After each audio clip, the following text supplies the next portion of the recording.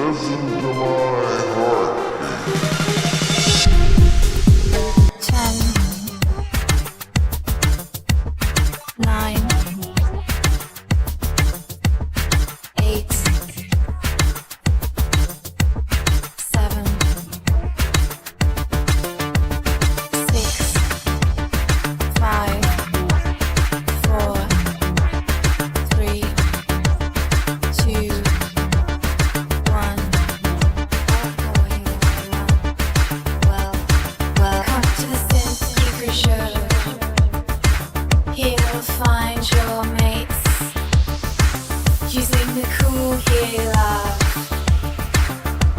No marketing, BS, money side price wash. Synth Quiz and news. So sit back, relax. Enjoy your favorite crew. Synth Geekery Show. Synth Geekery's where it's at.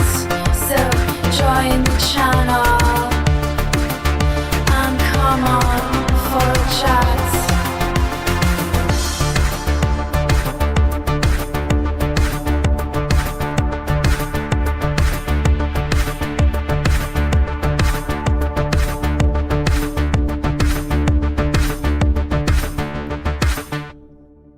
Well, hello, everybody. Welcome. It's episode 314. It's the Synth Geekery Show, running into our 6th year. Today is the 27th of September.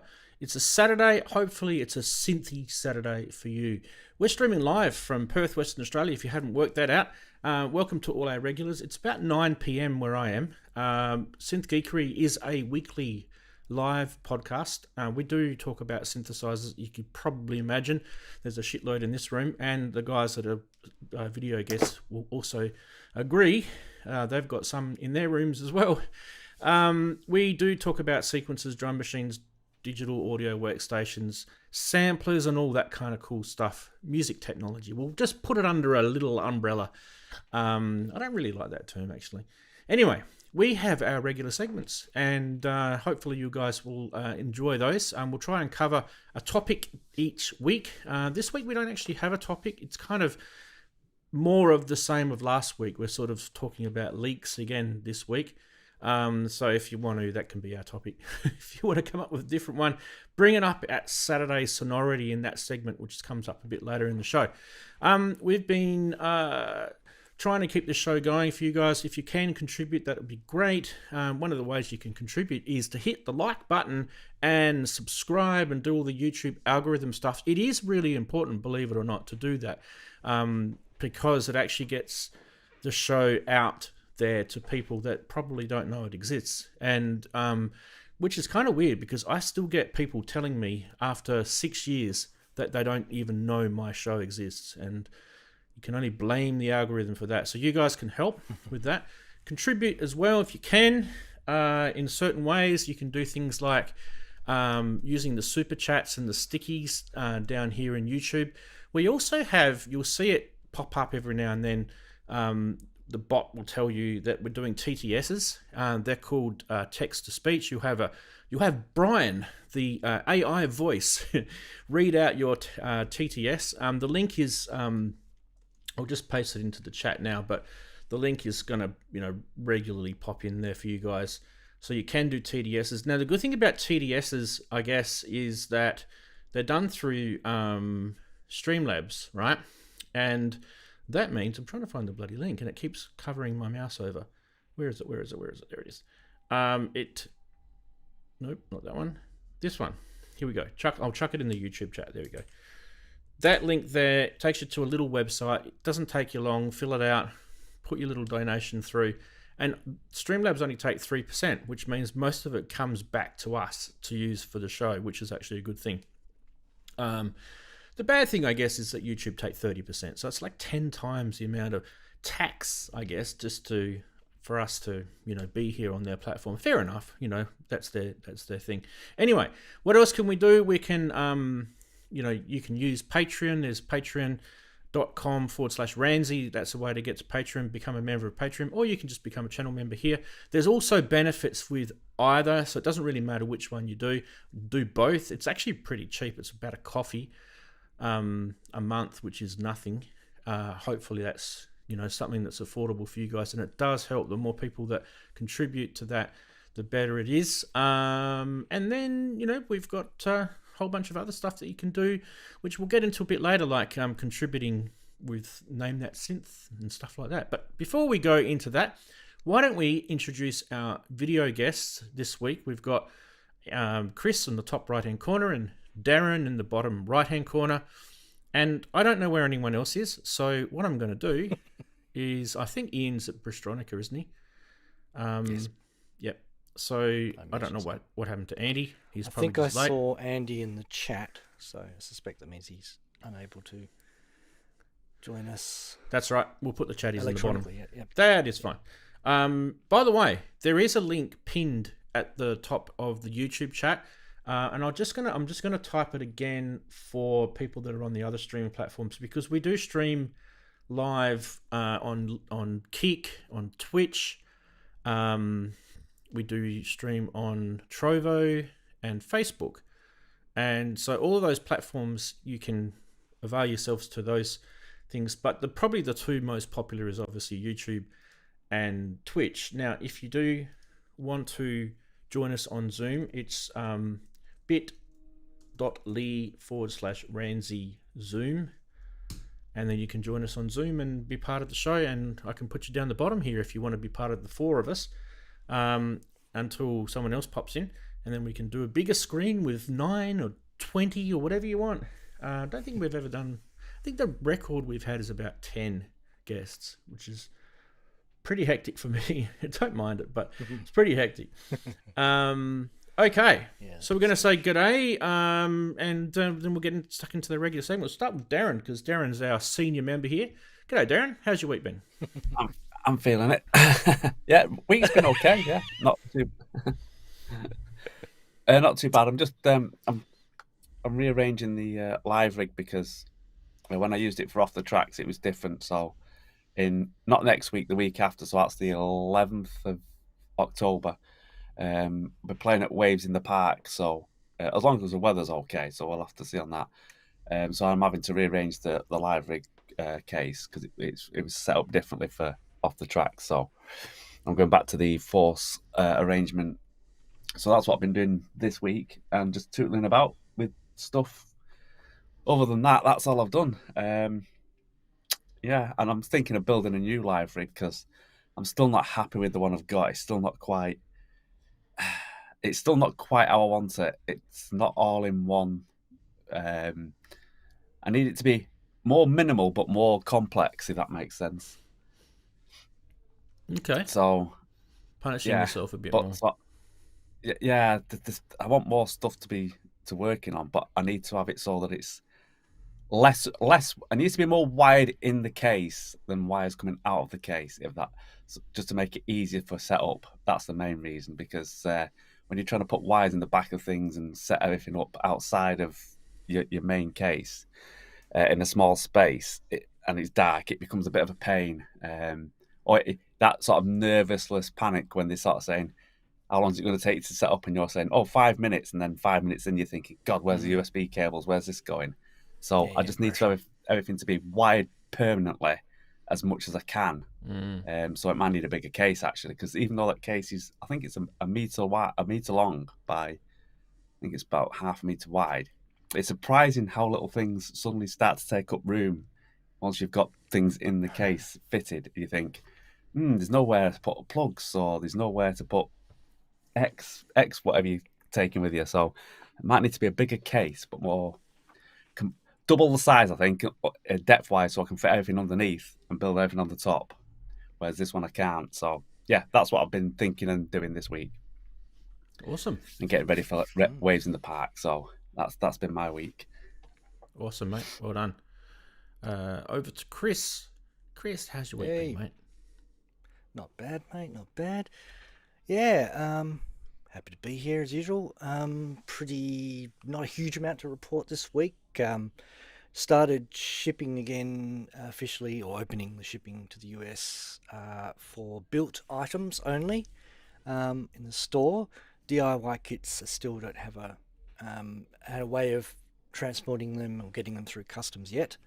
We're still waiting for some kind of ruling on what the country of origin is when there's 9 different countries of origin in one product. And the value of the items is below $100, and they kind of don't want to. I don't think customs want to have to deal with all this crap. They're just doing what their commander in chief is telling them to do. So we don't know yet, but eventually I think it'll get resolved. I noticed today that my original courier company have, without telling me, reopened their shipping. But interestingly, their fees are quite a bit higher for their duty. So I think that's possibly what's going to go on. If you want to get your packages through, you may have to pay a bit extra just in case they slap a big tariff on it. And that might be the way forward on DIY kits. I don't know yet. Sorry for those noises. Yeah, no, it's all right, mate. Apart from that, just working on the remixes still. I was working on it today, and I was working on it yesterday as well. Getting some drum fills together. I wanted to get some drum fills in the music because it was needing them. So done a bit of work there. I've had a bit of progress on this thing down here. I'll just switch to it. Yes, this little fella here, my little Daisy eurorack module thing tester. As you can see, it's doing a bit more than it was doing before. It's now a little bit zoomed. Yeah. Sorry, I'm just trying to work out how to zoom this. Oh yeah. Okay, that's the best I can get at the moment. Anyway, it's knobs are changing. Good enough for Australia, like mate. Yeah, mate. So knobs. I'll just go back out again. So all the knobs work. And the buttons need a bit of work, but they're all working pretty well. That one's come off. That's nice. Shift button works. LEDs blinking, gate outputs for driving eurorack modules, and even the little that little one there works. So I'll just try and zoom in on that because it's as you can see, I've used Daren's favourite font. It's called Binoculars. Glad to see it. So I'm afraid it's because this is a test screen, so it's got a stupidly small font. Yep. Anyway, so well, what it is when it's actually built, Chris, isn't it? It's only going to be that small, but there's going to be a huge magnifier on top of it. Either that or just a huge effing big screen. Depends. I think just larger fonts. Mainly, this is going to probably the only thing I'm thinking of displaying on this is actual waveforms. That's kind of the thing you actually need for the workflow I'm looking for. But yeah, no, we've got CV coming in, and we've got gates coming in. You can see that one of those numbers is going up. That one there. That's because it's receiving clock signals through the trigger inputs, and this one's moving around into, I think it's there, negative territory, and then coming back to positive territory again. Could be an LFO. That's because an LFO is going into it. Yeah, so it's I'm pretty happy I've gotten this far. A bit of a steep learning curve for Daisy libraries, but there's just some stuff that was documented and some stuff that was really not documented at all. So that's been a bit of fortunately, because I know my C++ pretty well. I was able to look through the examples and work out what the missing documentation, what the software was actually, environment was actually programs, classes to use, and commands to call, and all that kind of stuff, which got me there. So yep, so a bit of progress on that. Not much else. I don't think I've built anything. Oh yes, behind me, which you can't see, it's probably a good thing. I'm setting up to film a video, my next video for the channel, which will be a launch video for a product. So hopefully that'll get done next week. I've got the script all done. I've got almost all of my planning done. The modules are ready to be photographed. They're ready for their close-up, Mr. DeMille.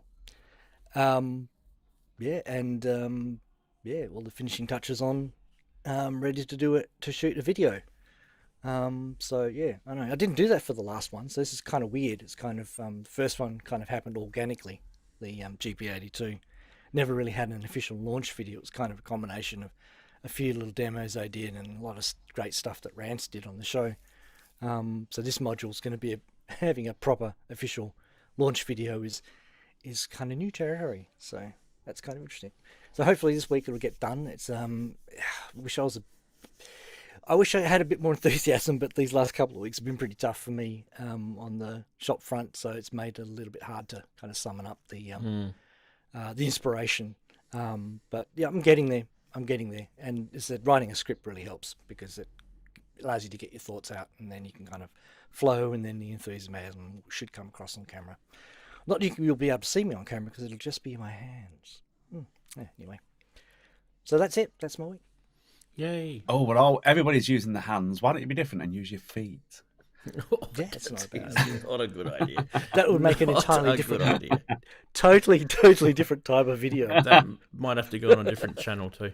An OnlyFans video, yeah. Only synths. We're going to head Get over it out to... everywhere then. Someone's popped in from the US. Annie! Hey! I hope this is working, right? Yeah, it's working. Goddamn audio video problems this morning again. The usual Chrome bullshit. So fun.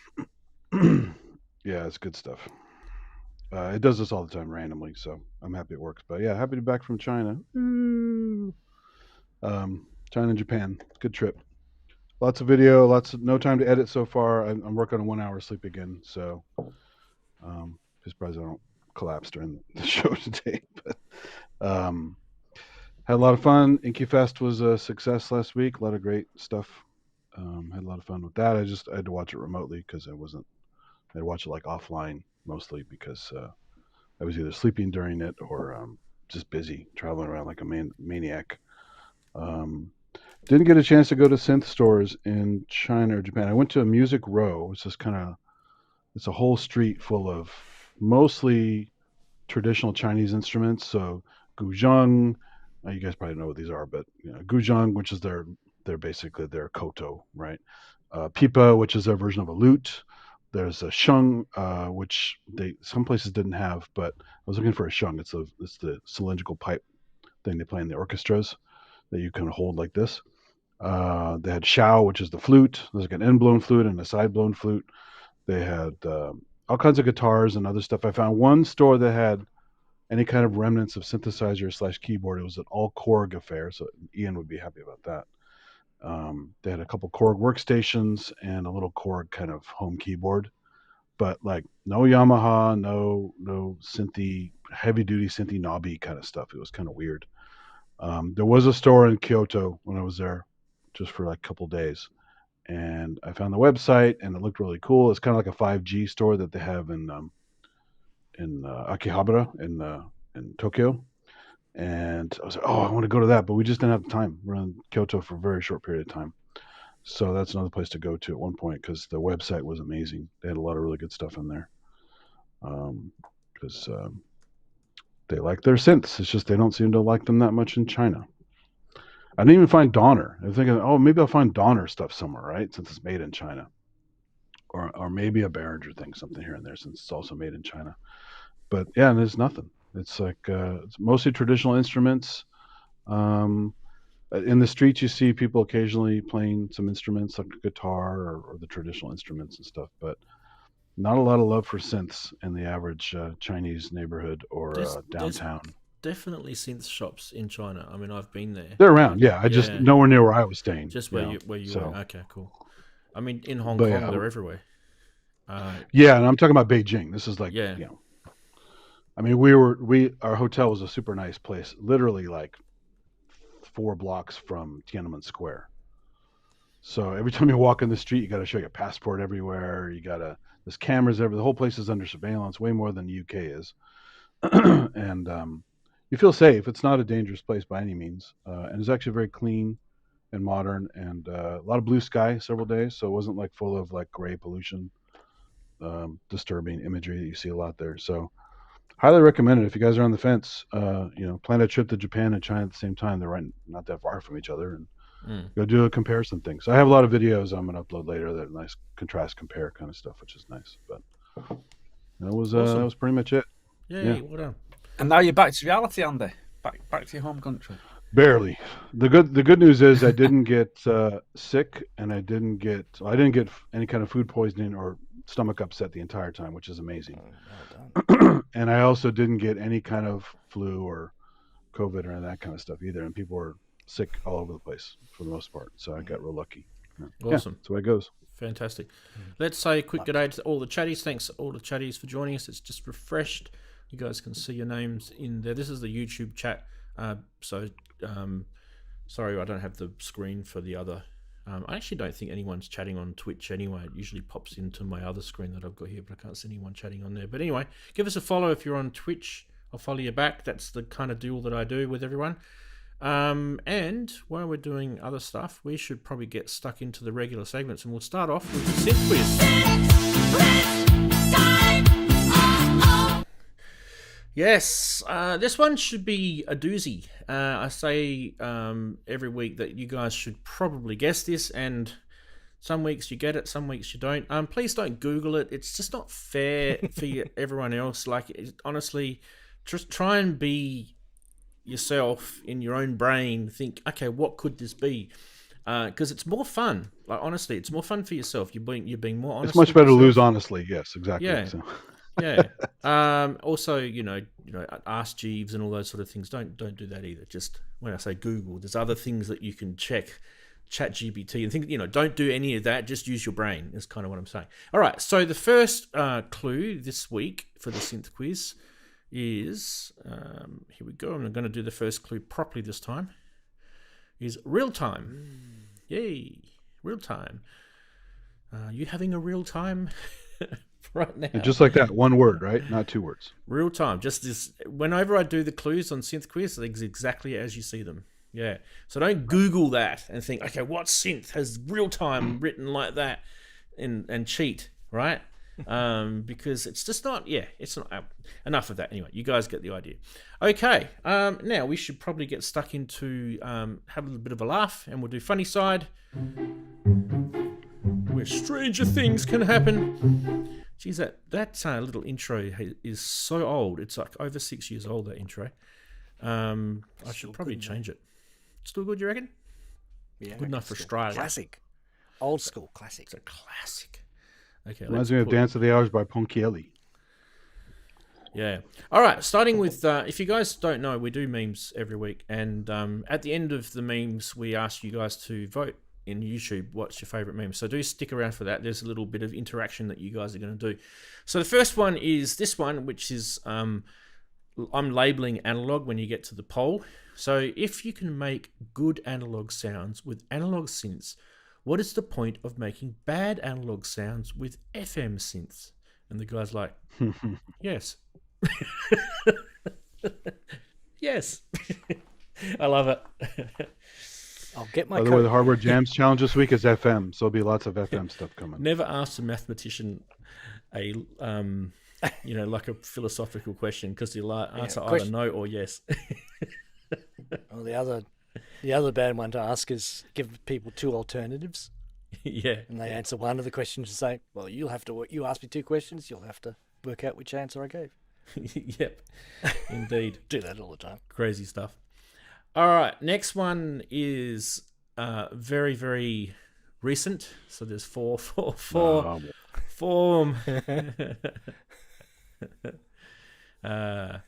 A brilliant mind, some would say. A brilliant mind for that one. Yes. We're going to call that one 4, if you remember, for the poll. Next one is this one. Are you sure you want to overwrite Untitled 17 Finish Do Not Touch Mastering Chain Again 8 for ALS? This is all of us. This is all, this is an Ableton thing, ALS, but this is all of us. How do you name your untitled works? You know, it's funny though. He's It's really tried it. nice to have these reminders because I blew away a Premiere Yes. project I've spent days on like a few weeks ago, and I'll never get it back. I'm like, God, why didn't I just make a copy of the file first? This is stupid. Yeah, exactly. Yeah, I'm obsessive about making copies now. Yep. Yeah. And one more. Vince Clark's in the room. I spent most of 1989 in the basement making my own patch cables. I didn't hear the Berlin Wall had fallen until 1990. I thought to myself, how could I have missed such an historical event? But then I found out that David Hasselhoff had been #1 in Germany recently, so I went back to the basement. That's a good one.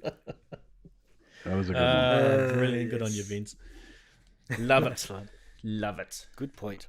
All right, meme poll has started in the YouTube chat. There we go. Off it goes. Easy. Exclamation mark vote, no spaces, and then a space, and the number that corresponds to your favorite. For 0 for analog, spelt the English way. 1 is 4. That's confusing people. 2 is overwrite, and 3 is Vince. There you go. I'm going to take Vince off the screen. Some votes are popping in. Ooh. Votes are popping in, but it's not actually showing. I'm going to have to add them up manually. It's not actually registering it on the bot. What's going on? Malfunction, Stupid bot. Stephanie. Yeah. Oh, here we go. It's starting to work now. Guys, do your votes again. Really? do Because you- it'll. Yeah, it knows we won't count it twice if it missed Yep. it. Yeah. do your votes again. PT. There we go.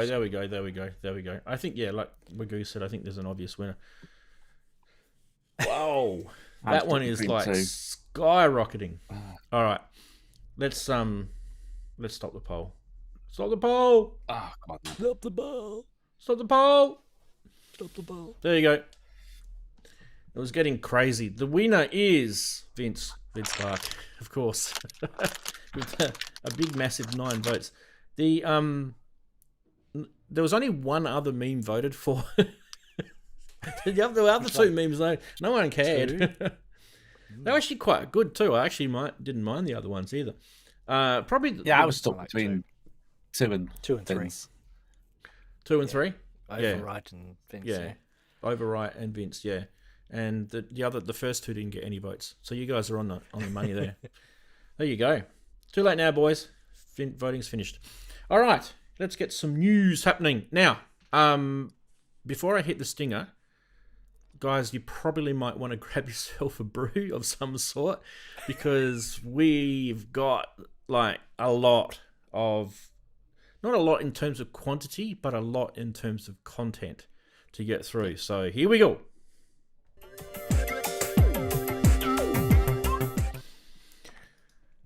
Dearie me. Right. Now, I've got to fix this one up too. Every week. Andy can go in there. Yeah. And Cool. Daren. Sorry. There we go. Okay, first cab off the rank is the Akai MPC Live 3. Now, this is not official. I'm going to heads up everyone first before anyone gets butthurt about it. There is no official release on this yet, but there has been a Canadian store launching and then taking their website down. There has been an FCC, which is this is an official FCC application made in March this year from Akai. So it's pretty likely. These are the images from the FCC submission. They actually look pretty damn official to me. Like your leaked topics you had before. Yeah, and this is flowing on from last week. I do have some other images I can show you guys, but for now, let's just let's have a little squiz at this. Let's assume this is what it's going to be. Yeah, maybe. I mean, unless they change their mind, Daren, that's kind of where it could come gutser, right? As we say in Australia. So, what do we got? We have got a new MPC live. So there's now, this will be the third one. This is why it's called 3. I'm saying stupid things probably because I'm tired. Anyway, it's a standalone like the other two were. So there's no computer required to run this. It's an 8-core processor, Gen 2, which is 4 times the power of the Live 2, the previous version. I'm going to just sort of run through the things that I know about it through the leaks, and these could be wrong, but this is probably most likely correct. Apparently there's 8 gig of onboard RAM and 128 gig of internal storage.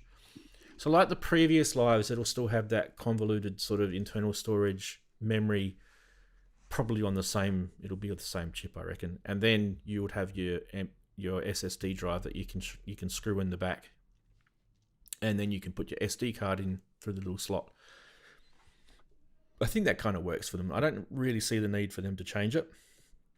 The other thing too is it continues on with the MPC Live 2 where you've got actually studio monitors on this. So the speakers on the bottom you can see, and it actually folds down around the front of the actual case as well. They're actually talking this up in this article that I read, but typically Akai will say some crazy stuff about these speakers. I'm not going to comment because it will take too long. There's a built-in microphone, and the microphone, I'm guessing, is where that little microphone symbol is, and the little indent into the speaker is down the bottom in the middle. Yeah, that would be my guess. That's a new thing, so they're going to do that for field recordings and vocal takes and quick sampling. So I do like that idea. That's a kind of new thing. Beatboxing. Like all the MPC Lives, they've got internal lithium rechargeable batteries. And I've got a picture that I'll show you in a sec, which shows all the I/O. I'll just get that up actually, because I do want that crosshair pattern's new on the pads, right? I don't remember seeing that before. Correct. Yeah. And they also light up. There's another photo I can show you how it lights up. Anyway, let's have a look at the back of this. This is in the FCC posting, so you can see the SD card slot, USB-C connection on the back, as opposed to the USB Type. What do they call that? The USB Type B with the other bit on USB top. 3B. Yeah, 3B. Yeah. That's it. Yeah. It looks like a Housse. Is that good? Yeah. Yeah. So they got rid of that and Yeah. they've put USB-C on instead. Okay. So if you're wondering where I'm looking, it's underneath the word MPC. There's actually a little hole there. I don't know what that's for. Then you've got your standard USB connectivities for inputting USB devices. There's 2 of them. That's for. Then you've got, if you go to the sort of left across the top, you've got your SD card slot, as I mentioned before. To the left of that, you've got 4 CV gate connections. They are TRS CV gate connections, so you can actually have 8 things going into that. From what I can read there, it's a little crusty on the graphics, but I'm pretty sure I can see a 1/2 or 1/3. It might even be. I don't know what it is. It'll be weird anyway. Then you've got your MIDI DINs, MIDI out and MIDI in. You've got your phono, your ground, all that sort of stuff standard on the other MPCs. All the way to the left. I can't see really anything new there, except for that little speaker on/off button, which would be the speaker on the front. So that's the other thing that's kind of, I think it's new. I don't actually have an MPC Live 2, so I can't confirm or deny that. Can I? Is there a headphone jack on it? There's a headphone jack. Yes. Or is that on the front? On the back. Normally they would have the headphone jack be also a switch for that. That's weird that they made a separate button for it. Yeah, there's no headphone jack on the front of my MPC Live 1. I've got an MPC Live 1.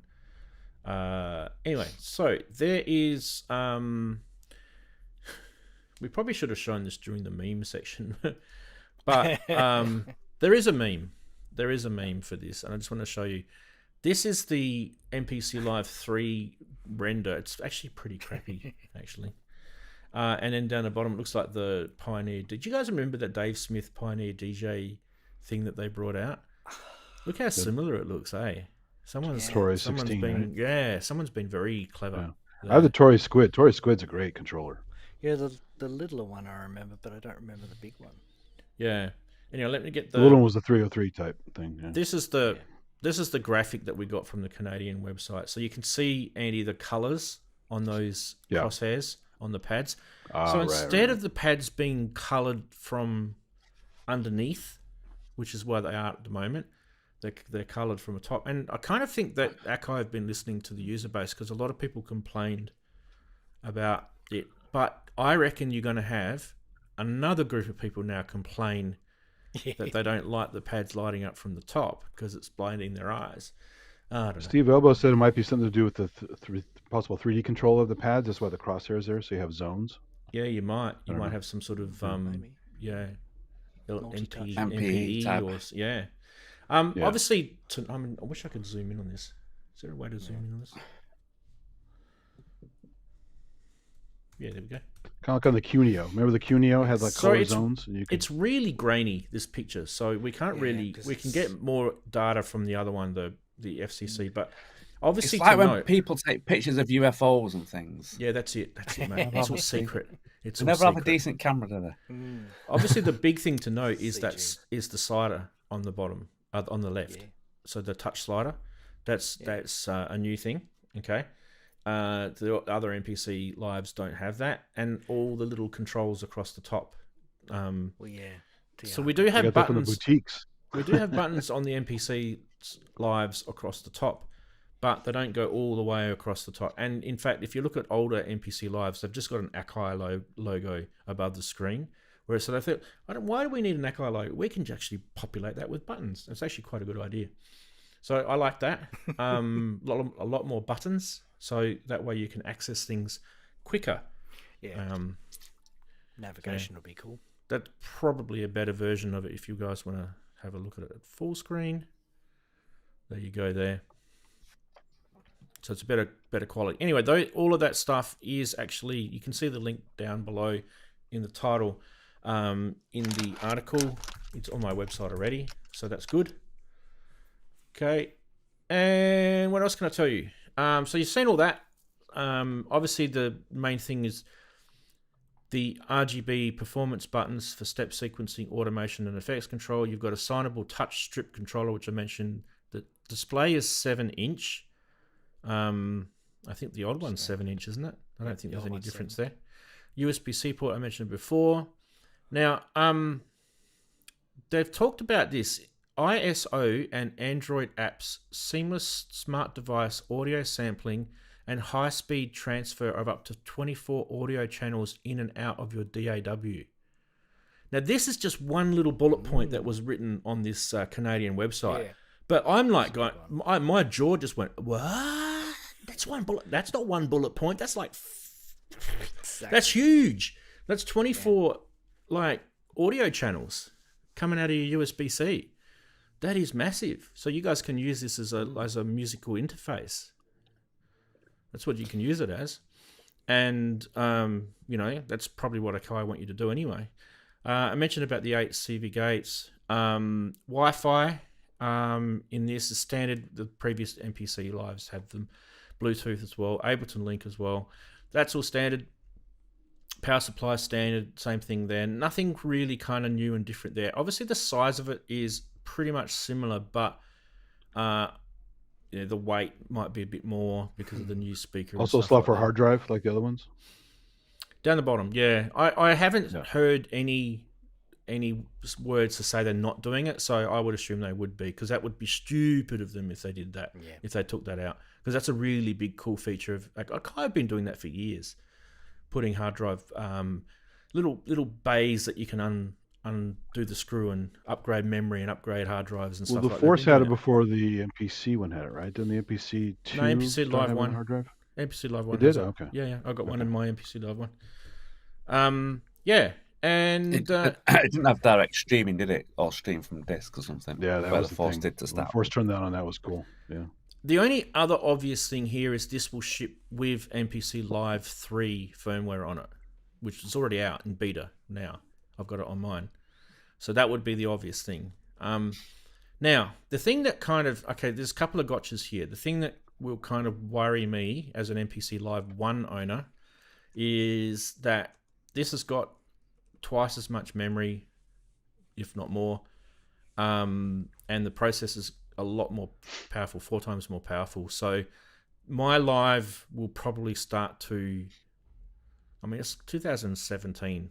It's probably going to start to sort of become obsolete, and they will continue down. That once they release this, they'll start upgrading their other products, and everything will start being supported on the newer processor platform, which is their Gen 2 processor. So that's the thing to kind of get from this, I feel. That's the big thing here. Not necessarily all the new buttons and stuff. It's more that, hey, they're putting a new processor in. That's going to be a big thing for new firmware updates because it'll leave us behind eventually. Not straight away, but eventually. So we'll start to notice things like things won't be compatible, or maybe they won't be available, or maybe they just won't work as well. You won't be able to run as many plugins, or those sort of things will happen, right? That's kind of where I'm going with it. Okay, over to you guys. Thoughts, comments? It is a leak. It won't move me over to the MPC because I'm not using MPC. I can see now this is going to take the Force MPC. It's sort of all rolling into one like we originally said a few years back. But do we still need this? Do we need that speaker on there? I'd rather have a crossfader. Do you need that speaker on there? I mean, some people might like it. I'm just thinking, I just don't know why you need a speaker on the front. I'd rather just plug headphones. I like having a speaker on the circuit. It was really handy to have, playing on the couch and stuff. Yeah, so that's the point of the MPC Live. Apparently, it's the portability, the fact that it's got a speaker on it. You don't need to plug headphones in. But Daren, I'm probably with you. I think most people would plug headphones in, wouldn't they? Yeah, I would have thought so. And plus, I mean, unless if you go anywhere, you don't, people go, shut that thing up. I'll put headphones in. So, yeah, I just don't get the speaker. That's all. Like I said, I'd like the crossfader from the Force on there, or a better one than the Force. Let's put it that way. Would be quite good, rather than the speaker. Especially because the speaker pushes all your controls further up, further away from you, which always seems like a real compromise. They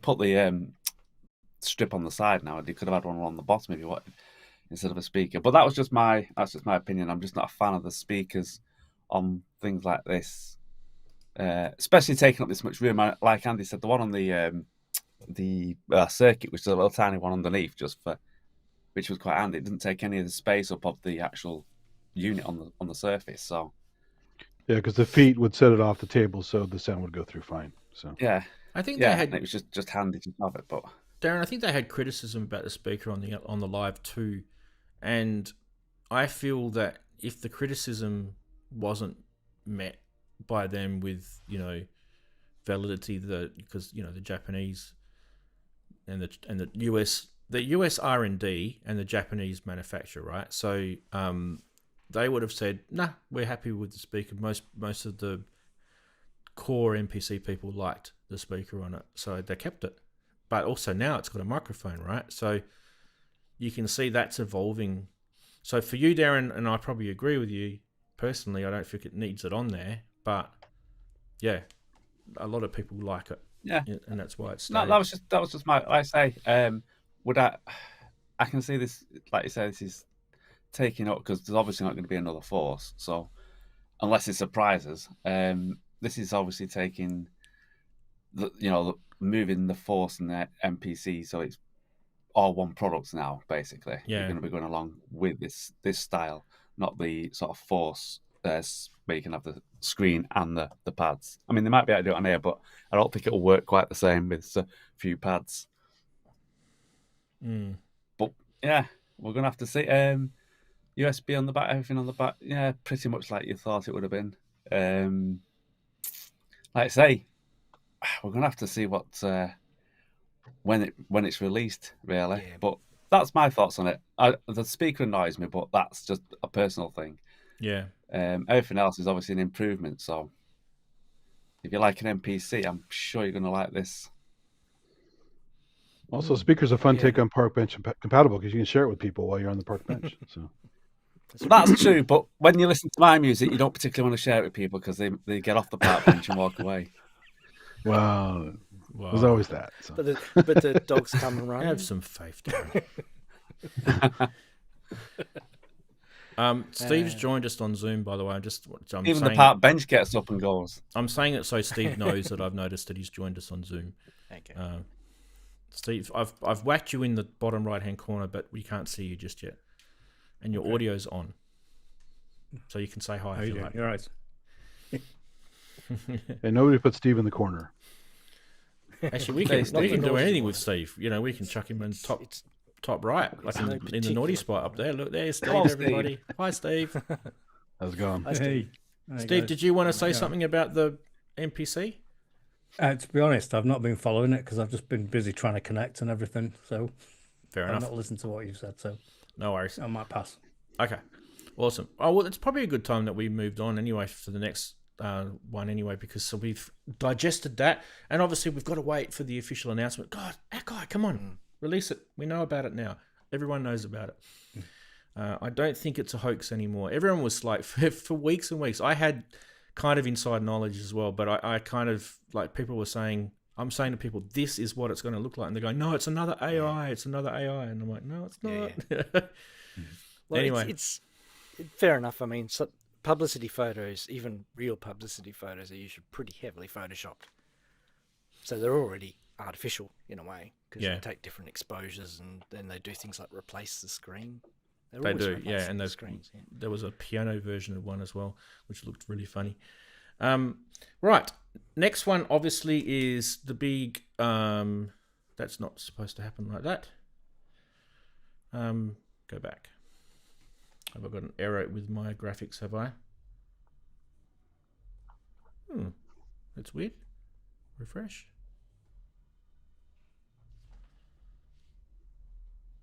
Why is it doing that?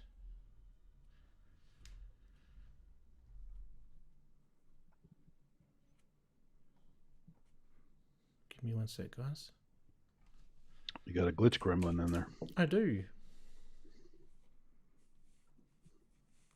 The labeling is incorrect.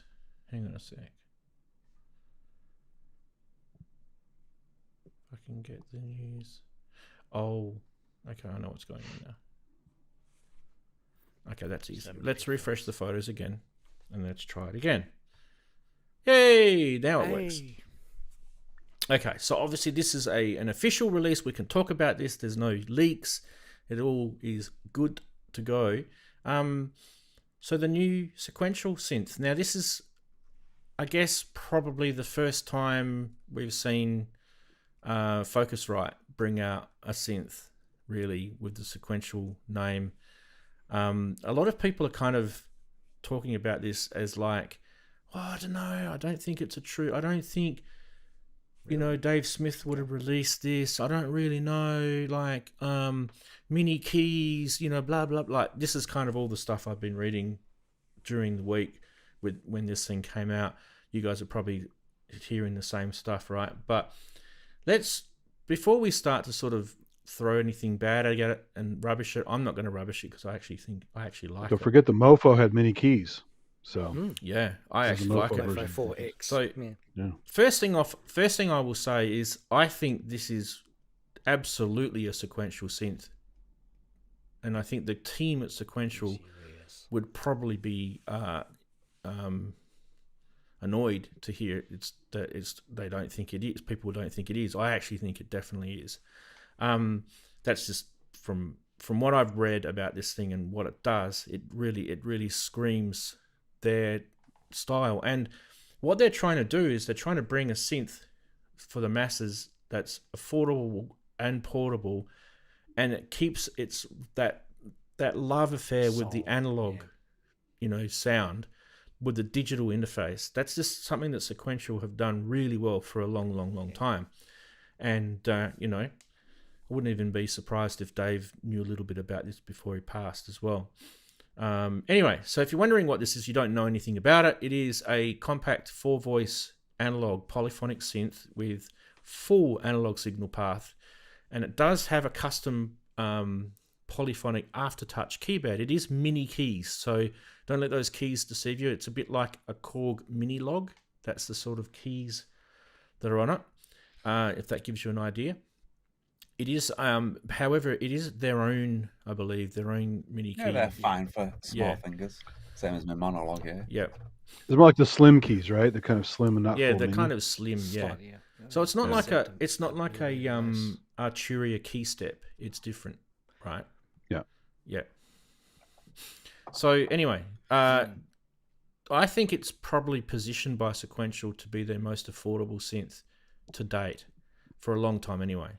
I think the last time I was really excited and with Sequential stuff, when it was called Dave Smith Instruments in those days, was the Tetra or the 4-voice little desktop thing module. They were awesome. This is probably another time where I'm excited because I don't have a massive synth budget and I can afford this. This is absolutely affordable for me. And it gives me access to a sequential synth in my hands, which I haven't been able to do for years. Because a lot of the synths, when they come to Australia, we get Australia tax, and we just can't afford it. But the other You could cool trade your thing, Timberwolf for it. the other cool thing about it is it draws actual inspiration from the Prophet 5, which is something that they've specifically said in their marketing. And I do like that. Okay, yes, it's not a Prophet 5, guys. I'm not saying it's a Prophet 5. This is what Sequential is saying in their marketing. They're saying it draws from that heritage, which means that you're probably going to get Prophet 5-like sounds out of it, which will be important to people who can't afford a Prophet 5.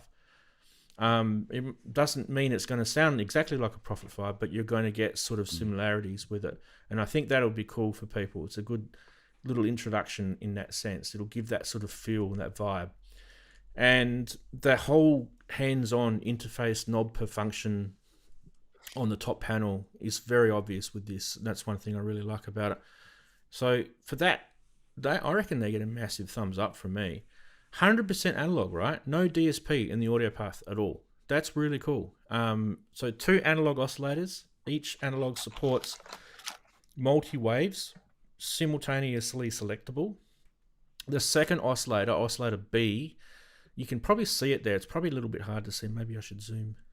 Goes down to LFO. Goes down to low. Bottom. Yeah. Bottom. You can just see it sort of in the middle there. Yeah, you can That's see pretty it's cool. Not a number, it's a set of letters. Yeah. It does have the classic sync mode, which is the Prophet sound, bleh. And it does have pulse width modulation on the square waves. It has a 4-pole resonant low-pass filter, which is based on the Prophet 5 revisions, and it does have bass compensation to maintain low-end clarity even at high resonance. So I do like that as well. The filter the Q conversation. Nice. Cool. Yep, the filter can self-oscillate via resonance, and it includes a keyboard tracking option. This is like, when I'm saying all this stuff, right, this is really low-end budget pricing, but you wait till you see all these features. It's massive. They've got feedback drive circuits with the filter. There's noise generation. You can choose between white, pink, and violet. I like that. It's just like, basically it's white noise, and then pink is kind of slightly filtered, and violet is kind of slightly filtered. Pink is warmer. Violet is very high frequency. Yeah, it's just the way they filter it. There's 2 envelopes, 4-stage ADSRs, one for the filter, one for the amp, or VCA I should say. The LFO is a global LFO, so this is probably where it sort of limits itself a little bit, but that's understandable for the price. But it does have multiple wave shapes: sine, saw, reverse, saw, square, sample and hold, noise, and DC. I like that, and it can be synced to the tempo, which is even a cool feature. Modulation architecture, it's got it's got a top panel modulation matrix, which is kind of along the lines of the Pro 1, with button-based routing, so there's no menu diving for that. You've got 2 modulation buses with multiple sources. You've got polyphonic aftertouch destinations for the oscillator, the frequencies of the filter, the VCA, the LFO, frequency and amount, and up to 6 destinations simultaneously selectable. That's huge. And then you've got an aftertouch matrix, which is routed available from the top panel. There's glide, there's unison, there's a vintage mode, which adds voice-to-voice component variation to simulate vintage hardware behavior, which they started doing on, was it the Prophet 8? That's when I started doing that. I forget it was. It was a while ago. I remember when Dave was talking about it. It was basically Question about the like glide. Does it says mode under glide? Does it have a glissando mode where you have the steps? It has or is a- it just a pure glide. Yeah, it has different modes. So it's got portamento, Yeah, 4 of them, I think. Nice. glissando, legato, and what's the other one? I think standard. Constant. Yeah, constant. Yeah, it's got constant time and constant pitch or whatever it is. They're two different. It has a tiny screen just for Daren. Yeah. Now, let's talk about this keyboard because a lot of people are butthurt about the keyboard. I don't think you should be because it's not the purpose of this synth. It's not a key player synth. This is a portable synth. This is what it's for. They've made this thing called a Tactive. Now, this is probably where Focusrite have come in through the Novation side of things, right? Yeah. So this is a benefit. So the Tactive 37-note slim keys are custom built by Sequential. So the design team actually worked with it, and it has polyphonic aftertouch and velocity sensitivity. So that's pretty cool. So it's their own keypad. It's not some, Arturia tacked on thing or something else. It's their own. The pitch wheels and the mod wheels on the left are spring loaded. The OLED display is for browsing presets, categories, and accessing deeper settings that aren't really important to the sound design, but there are some sound design things in there, but aren't like majorly important. They're very, very big on knob per function on this, so that sometimes it's a combination of buttons and something else, but it's all on the panel, basically, not without having to go through that menu. There's sequencer and an arpeggiator in there. There is, I won't go into that because it's we're getting too long in the tooth here. But with just me talking for the last 5 minutes, you can just see how deep this thing is. And I could talk about a heap of other things like the presets, the power. It's only So power. what was the cost then? $9.99 US. So it's under $1,000. So that was big for them. They were saying we've built a synth. It's four voice analog, and it's under $1,000. And yeah, right. Before I get you guys to comment, we're going to have a little watch of this, and then we'll come back.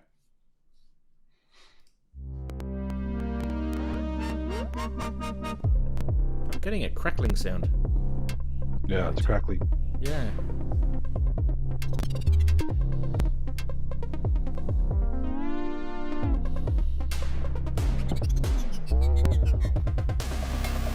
Tactive.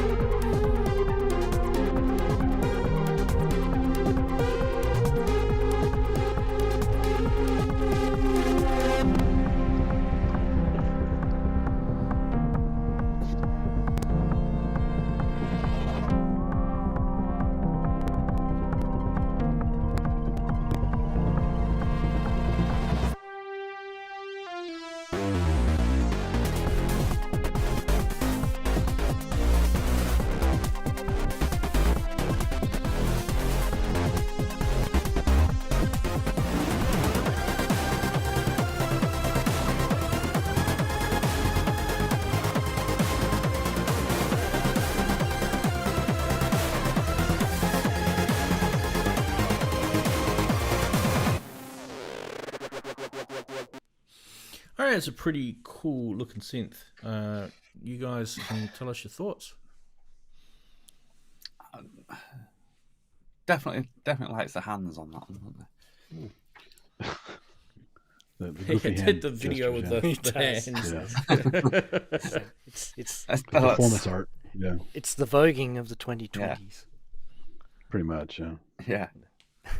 I think it's well, like I say, it's under 1,000 for sequential. I mean, yeah, it's. Would I be getting one? I don't know. It's fitting in the studio these days. I'd have to get rid of some stuff. I think. Although I'm not in the habit of getting rid of things like you should.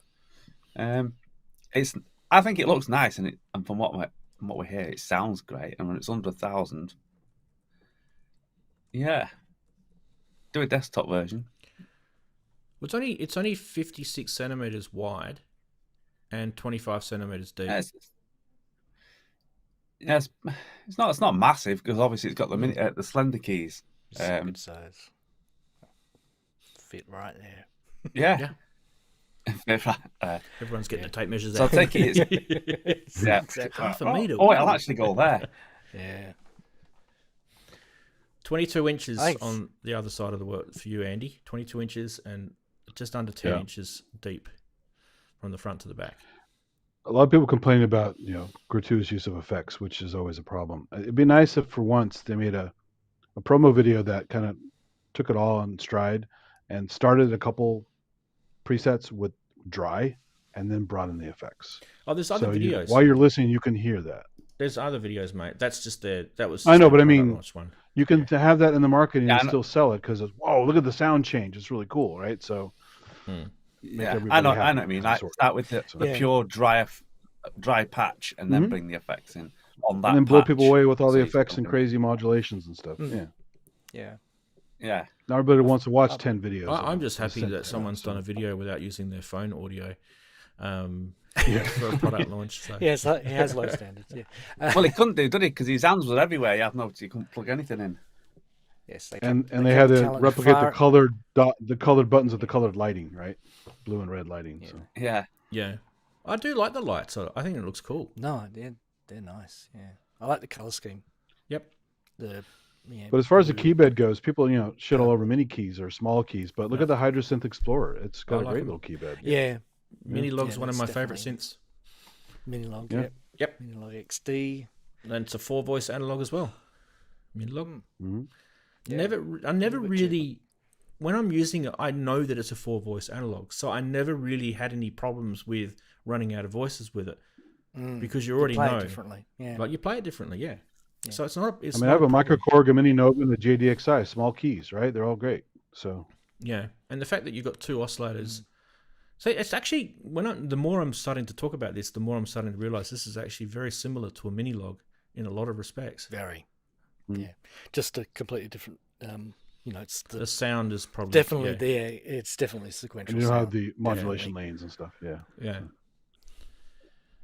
Plus a bit extra. I think it's a few sequential noises. A few noises out of it.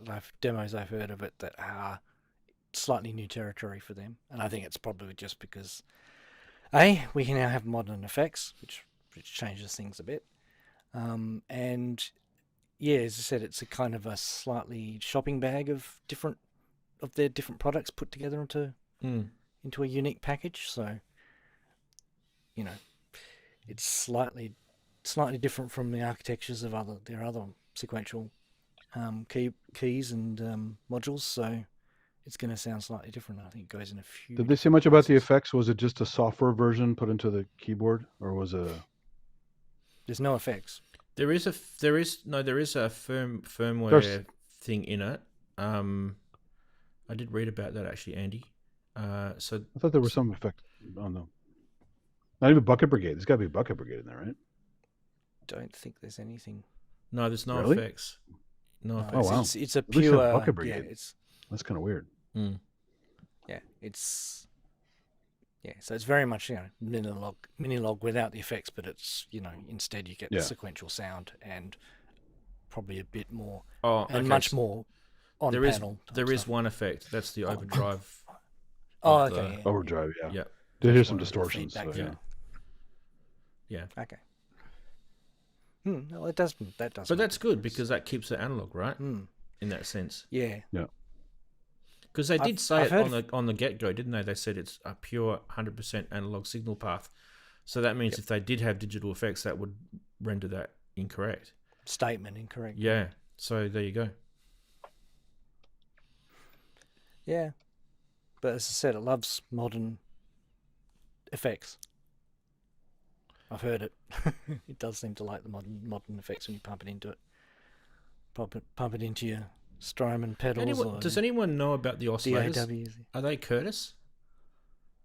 Yeah, don't they say what they're inspired by? They're sort of They say they're it's Prophet inspired 5 by, or- inspired. Yeah, Prophet Yeah. 5. Yeah, which is So they're probably Curtis, I right? believe- we believe they are 3360 based, but Okay.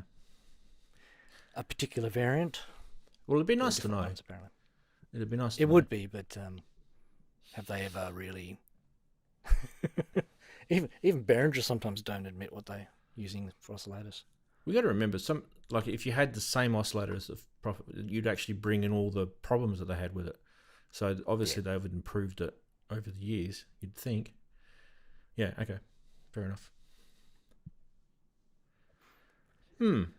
Yes, it's Steve? definitely on. Yeah, come on the fence with it, to be honest, because I'm quite partial to Oberheim type stuff. So I think I know it costs a little bit more money, but I think a TO5 desktop for me would be if I was going to spend that kind of money, and the fact that it's only a mono output as well. What's a TO5 cost in the pounds? So I think Andersons are selling a desktop TO5 for like 1,120 quid. So Okay. yeah. So that's without keys, right? A desktop module. Yeah, it's just desktop. I think you can get it for like 13. I think for with keys as well. So this is £800. Yeah. So this is damn sight cheaper. Oh yeah. Yeah. Yeah, but once you've affected it, it won't be probably. Yeah, I mean, I'm assuming that most people would have some sort of rudimentary reverb and delay. Most people would have them just on their audio interfaces or mixers, Exactly. in their DAWs, right? So I don't think there's going to be a problem with that. No. Or just a decent pedal to go with it. Yeah. Yeah. I think it's more common now. I think when they were hard to come by, and DAWs are expensive, and people could only ever afford one.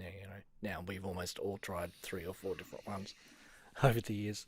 It's Yeah. kind of, Yeah, I do like it though. It's really nice looking machine.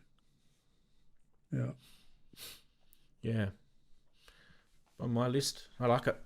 It's probably it's going to probably happen for me. Yeah.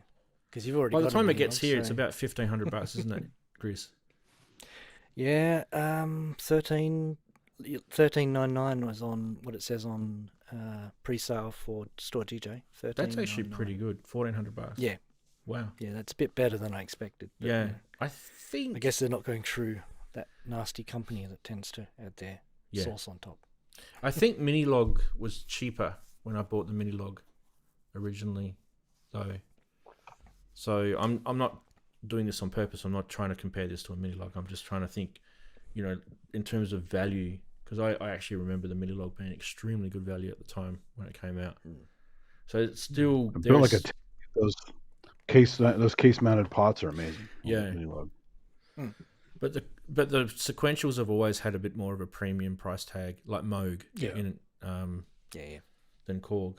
And it's not anything but bad at Korg. It's just Korg seems to be able to get their prices in very, inexpensive.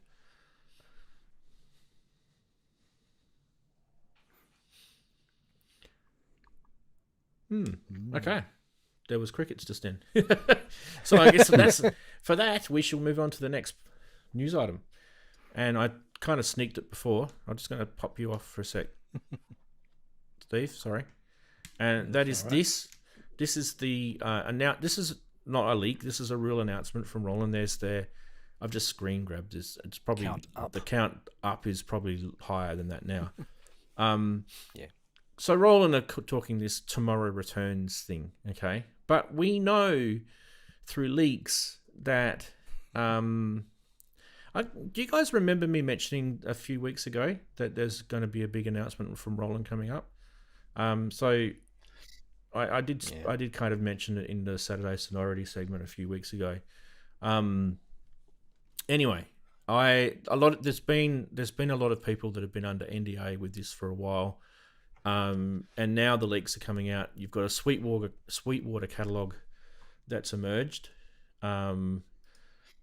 in the wild, and that's kind of interesting. Why don't we just? It's printed on paper. I It's didn't know they printed still on did that. paper. Yeah. They still do Anyway, that. Yeah. let's just. I think we can. We never chase ghosts. So. We can probably safely say this is going to be called the Roland TR1000, right? We can pretty safely say it. So let's have a little look what I've got so far for you guys. So this is actually a really good leak image. This one here, where you can see it's a little dark, but it's quite high res, that one, and you can zoom in on that and have a look at it. But if I was to scroll down here, these are all the Sweetwater Flyer magazine pictures, right? And I mean, it's a bit grainy, but you can sort of get an idea of all the sort of stuff that's someone's taken a photo with it. So ignore the, orientation of this, but you just get an idea. So all of these photos are on my website if you guys want to scroll through them. Anyway, don't know what that was, a follow or something. Thank you for that.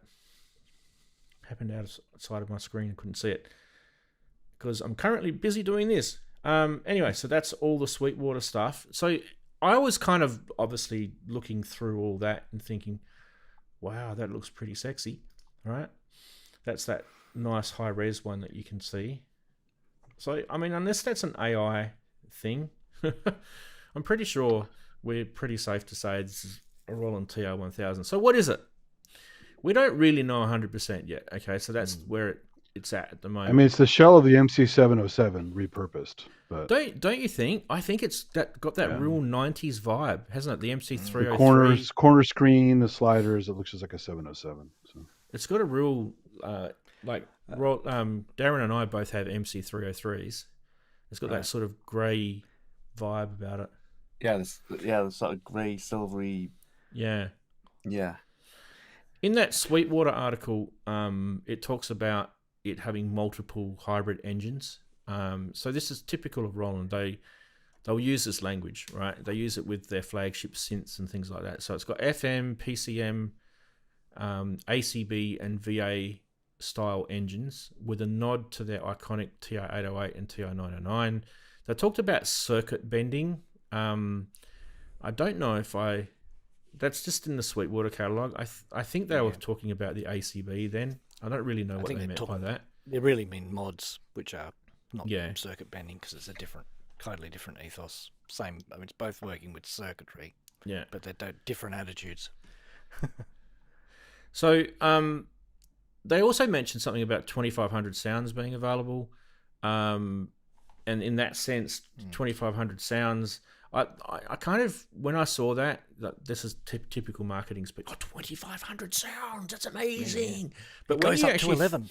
When you think about it, like how many channels this thing's got? I counted 1, 2, 3, 4, 10. 5, 6, 7, 8 with those vertical sliders, right? And there's probably others in there as well, but 10 was kind of mentioned in one of the articles. But when you start divvying up those sounds across channels, and then you look at things like there's drum hit categories, and then there's drum hit styles and percussions, and then other synth samples. When you start divvying them up into categories, that 2500 very, very quickly dissipates into probably only like 100 different sounds per major category, and then it's not as big as you think. So Yeah, it's and same old story. It's not like all 2500 of them are going to be great. I don't really know where Roland are going with this. This is kind of interesting for me. I had an idea that it was going to be a new MC or TR type product. That was the hint that I got probably about a month ago when I heard. I'm going to say this actually. I mean, we haven't even seen the official launch yet, but I'm going to say this is actually a second suck of the salve from Roland. It's a by TRS. rehashing their already hashed product samples and sound libraries into a similar style interface. more than second. It's Yeah. And it's not. Roland, don't get butthurt by me saying that. It's. I know you haven't even launched it yet, but what I'm trying to say is that what this product is, how is this going to be sitting in your marketplace when you've got products already out there like the MC707 and the TR8S, and what sets it apart? What is going to make this so cool? What's going to make this different? Apparently, it's also rumored to be somewhere between 2,000 to 2,500. And a lot of people are saying that's really expensive. Yeah, exactly. Wow. That's Yeah. hopefully it's Now let's just jump into chat quickly. Especially for 'cause, Zencore. If it's Zencore based, it shouldn't be that expensive. yeah. I just want to jump into chat quickly because Wags has put a whole bunch of stuff in here. So Wags has said, blueprinted with unprecedented potential, the Roland TR1000 Rhythm Creator makes historic heat, analog presence, and digital precision. I think this is from the Sweetwater article. It's polychromic powerhouse built on masterfully recreated circuits of the legendary TR-808 and TR-909 machines. Hybrid, yeah, so this is the Sweetwater article. Yep. So he's just cut and pasted that. Yeah. All right, guys. But if you look at the shell, it looks like they took the modern MC707 and removed the drum pads at the bottom and just added more columns of knobs. It's a corner screen. It's kind of a repurposed shell. That is a good point, isn't it? There are no drum pads. There's no drum. Yeah. Oh, there's There are little drum there's little Buttons, clackies. right? little Buttons. pads down the bottom. I'll give a different photo for you guys. You can have a look. Yeah, they've really. That's something I'm really sad to see them turn their back on. It's Roland like in they've- general. It's like they've tried to mash the MC707 and a normal TR909 and that what was it, analog synth that they had, which did 4. SH4D. Oh, I know what like you're they've talking mashed it all up SX32. together. Wrong. Oh, the SH4D. No, like the 4D. Right. Yeah, there's It's the like they've little mashed pads all that together. for you, Chris. There's the pads. So this is very similar to an They're MC505. step-ons, though, really. Yeah, they're not really pads, Yeah. are they? So it's the same as the TR8S and the TR6S. Yeah. Yep. As I said, they've turned their back on them. Real They said pads. TR8S has an actual pad you can play Yeah, that just does. for doesn't it? expression. Not the 6S, Yeah. but. Yeah, it is weird. It has to be Zencore, doesn't it? I mean, that's their thing right now, right? But if So- it's that much money, it shouldn't be Zencore. It should be more ACB stuff to make it Well, more it's Well, fun. no, you definitely can- got ACB engines. You That's can what get I'd say, it's Zencore and ACB. you can get Zencore and ACB Yeah. together, Andy, because some of their products. No, I that know. they've released. No, with for sure. both. But I mean, they would have to give you that to charge that much damn money for it, right? Because Zencore stuff's supposed to be cheaper. Yeah, well, It needs less processing power. So it's just a digital chip. I don't know how cheap yeah. digital chips can be. That's why they went to it, wasn't it, originally? That's why they went from ACB to Especially Zencore. custom ones. because if the Yeah. boutiques had the full capability they were supposed to have, they would have been a lot more expensive because they need to add like twice as many chips in them. So the thing for me that I'm kind of sort of guessing here is the ACB part of it might be the trick to the sound design benefits of this, which will be cool because then you'll have like a TR based drum machine that behaves like the original old analog TR-808, but it will obviously be digital, but then you'll have the ability to manipulate it because it's ACB. So that will probably be something that will get some people's licking their lips, I guess. I'm not sure if that's for Maybe me, they've but- taken it further and broken out more of the ACB stuff that was behind the panel Yeah. that only the men in the white coats saw. And maybe they're going to reveal all of them so you can tweak all of them now. Hence the circuit bending.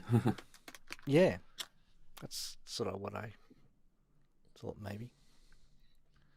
I mean, you get some detail in that Sweetwater. Some of the pictures, you can actually see quite a lot of detail on this. So you can go exploring. You know, I'm just doing that on my Mac here, just zooming in and out. Also, we haven't mentioned the. I mean, we've got the sliders on the tracks, but that slider on the right hand side. Does anyone have any thoughts about that? What that might be? Like a crossfader Yeah, that's what it's screaming to me. down here. I'm wondering if it's like well, at the very they're least you about get two morphing. variants.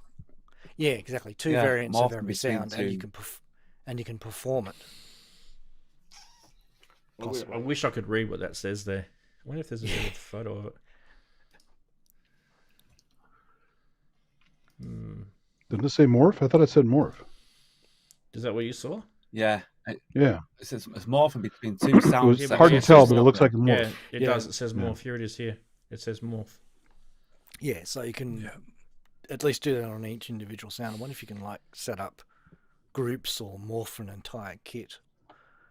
Look, there's a fill-in. We've seen that kind of trig thing as before, well. and it's been somewhat underwhelming in practice, but per sound, it's interesting.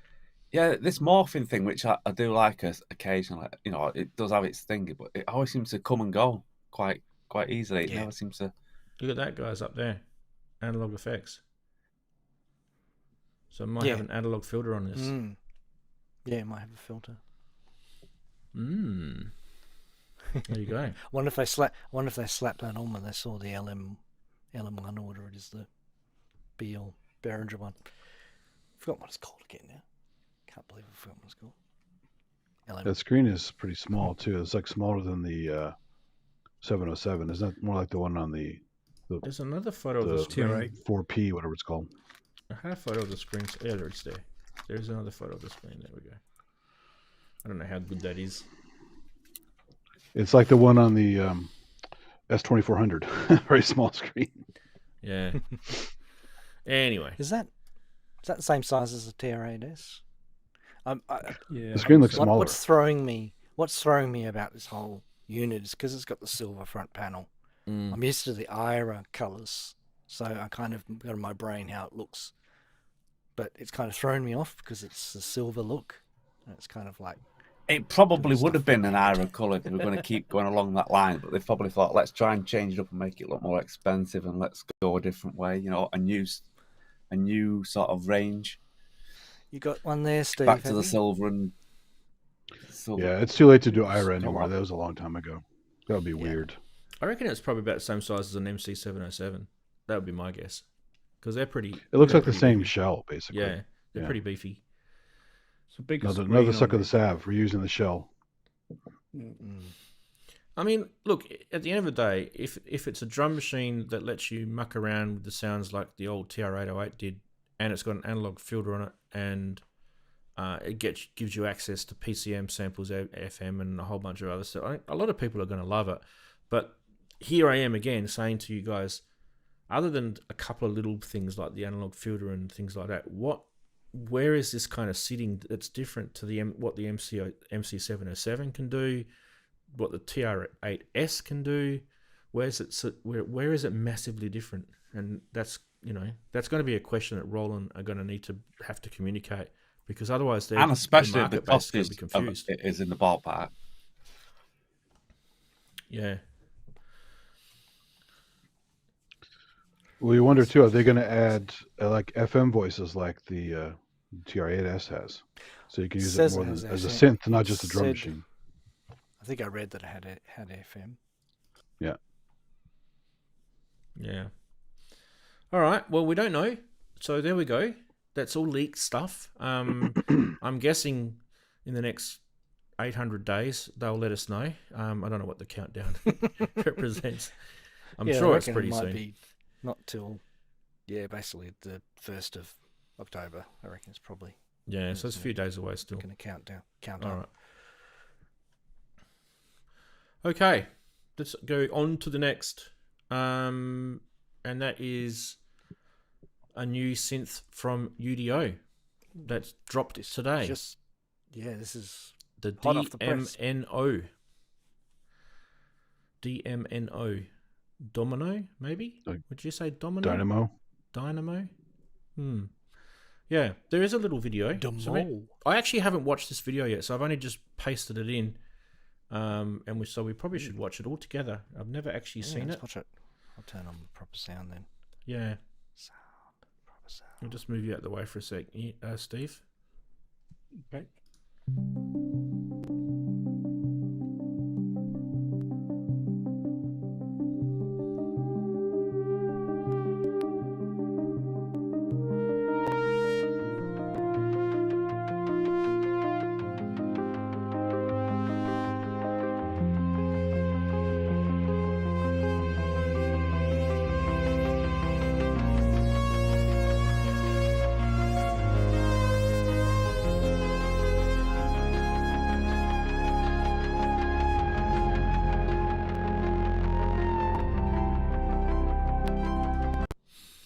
crackling audio going on today. It's annoying the crap out of me.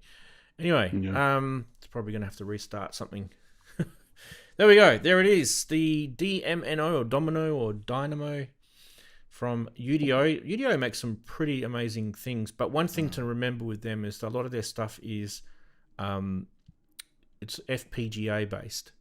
So it's not a bad thing. It just means that you know that you're going to go into a digital sort of VA type. Yeah, George's stuff always sounds great though. It's just Very, very nice sounding FPGA programming. So 8-voice polyphonic dual engine hybrid analog digital synth built in,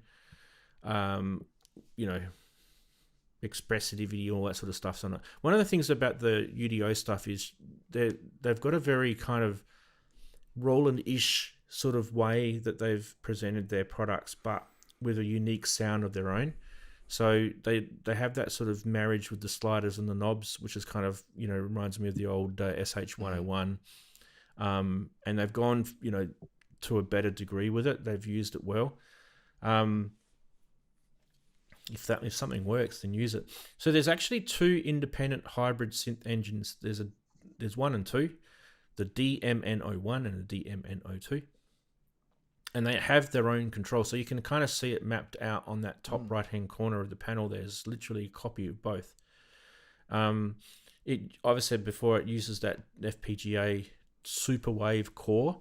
They've had those in some of their previous synths. It has a per voice dynamic multi-core stereo filter, which is configurable in series, parallel, or stereo with multiple filter types. It has 8 play modes, which gives you the 2 engines interacting via split, layer, cycle, series, random, chaos. There's all these different play modes. Connectivity is through USB 2.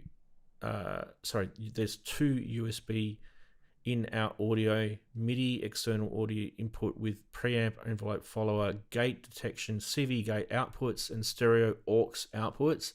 Built-in DSP effects with delay, reverb, EQ, distortion, and chorus. Onboard sequencer with 64 steps, arpeggiator, and performance patch memory storage. Uses a high contrast electroluminescent glass vacuum fluorescent display, or VFD for you, Chris. Yeah. With cool. dedicated rotary controls for minimal menu diving. It has the like the FATAR. X80. Yeah. What I like about this is it's a 44 key. Yeah. Finally, someone's listened to me. Do the 44 key, guys. I like 44 keys. I don't like 37. And it does have aftertouch. There's premium. It's not polyphonic aftertouch. It's just aftertouch. Premium build quality with all the UDO stuff. It's kind of like a metal chassis usually, if I remember rightly. Price. No price yet. Did anyone gauge a price? Because this is I literally just pasted this in just before the show started, and I didn't get a chance to sort of do any sort of hunting. Anyone in chat got a price yet? Crickets. Bicky thinks it looks like an Oberheim 2-voice. Yeah. It looks kind of like the old modal It flagship does. synths. It does, because each one's like a 2-voice. Andy reckons it looks like Each one's the modal. Two stems next to each other. Modal 001 and the other modal, the old modal stuff. Yeah. Props for using a VFD. SynthAddict had it at £2,500. There you go.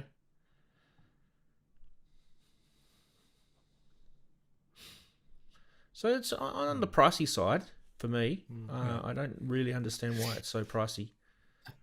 It is digital at the end of the day. I think, yeah. Most of that stuff is pretty pricey, isn't it? So I suppose. Yeah, it's I must admit, I boutiquey, thought right? it was going to be a bit lower. Yeah, I thought it would have been like £1,500. That's what I would have thought. There's only 8-voice polyphonic digital, so it's not like it's breaking any sort of laws.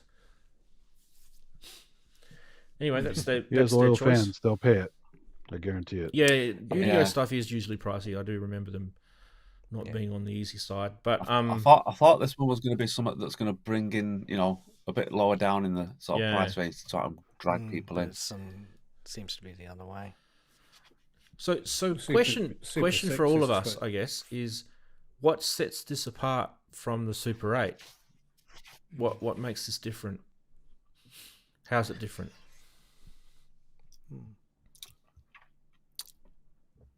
I mean, the Super 6 had that binaural kind of trick to it. It was kind of clever, but he occasionally adds little flourishes like that to his stuff. So Wags is saying it's the whole thing is analog except for the oscillators being FPGA. So the rest is actually fully analog.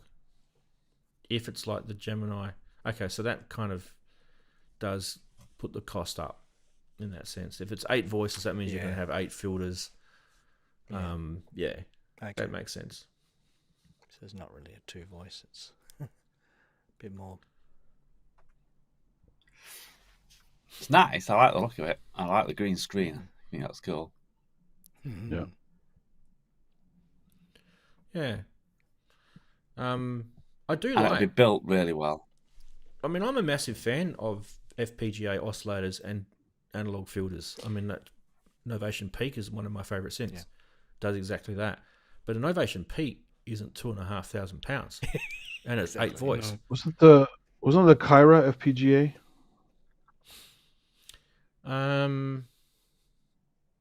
Well, It was very the Va- digital. I know that. The Waldorf, The Waldorf Kyra, yeah. yeah, but the Quantum had the analog filters on it, not the Kyra. The Kyra was. No, I'm just talking about the actual FPGA part. I thought it was FPGA at its core, but maybe I was wrong. Yeah, Wagu said full FPGA. Yeah. Yeah, because they bought it off that guy, didn't they, in the UK? He actually developed it, and then he couldn't finish the job, and they bought the whole thing off of him. If I remember rightly, the Kyra. Yeah. Anyway, what do you guys think of this? Like, is it kind of it sounded beautiful, didn't it? Nice. Yeah. It's nice. I like it. I've liked quite a few of the UDO stuff, but like I say, it's not the cheapest on the market. But then you're getting binaural. So George does good demos too at the shows when he actually performs and does tweaks on it and stuff, and he's a capable player, so he makes it sound really good as well. Do you reckon this thing's at Bristronica? I think someone said there was a video I would from someone imagine so, from yeah. Bristronica. Okay. Well, that'd be Is cool. if Bristronica you're in the today? chat. Is that going on Yeah, right now? it's today. Yeah. Hmm. Don't know when, but it's today. Probably now. Got those rabbis all over the Well, place. Ian's not right? here. So- Yeah. It could be hitting Ian's ears right now. Oh man, I tell you, I would be all over this if it wasn't that price. And it's not a stab at UDI. It's just I'm out. I can't afford it. I'm sorry, guys. It's it's not for me. But I would be all over it if it was about £1,000 cheaper. All over it. Yeah. No, we'll wait for the module. And the, Well, and let's the see, UDI expanded. guys If you ever saw his, they're probably saying, "Oh, Did we you ever see his can't make tour this thing that videos? cheap." That's fair. Yeah. I get it. he has a small facility unless he expanded. So I mean, things are done in small batches. from Yeah, what I yeah. It's understand. completely like I'm not Yeah. bashing him for the price. I understand this, Yeah. these companies, they have to do things at a certain what's the word? Build sort of Price feature point, yeah. price point, yeah. So Certain cost of goods sold. Yes. yes, Business indeed. but nice. We like it. It's like a sort of if I had the money type synth. Yeah. You can tell by looking at it, it's expensive. It oozes quality. Right? Yeah, it does. Well, if we don't really have anything to add to it, I mean, because we don't really know a lot about it yet, do we? That's the big thing, right? So, obviously we would be very Like you keen say, thumbs to up see the more. 44 keys. Not that it makes much difference to me because I only use one finger, so it doesn't really matter. It could have 5,000 keys or Me one neither. key. It doesn't matter. Darren, still in- Darren.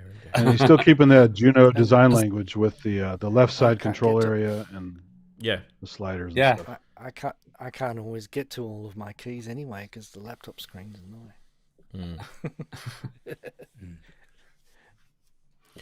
awesome. Sorry, Guilty. I have to scroll. The Zoom callers are down below. You have to scroll down to get them. Yeah. No problem. I don't have hot buttons for these little tiny little in-screen things. Anyway, that's it for news. That was a lot of cool news this week. I actually really enjoyed the news this week personally. Big What do you guys Synthy think? week.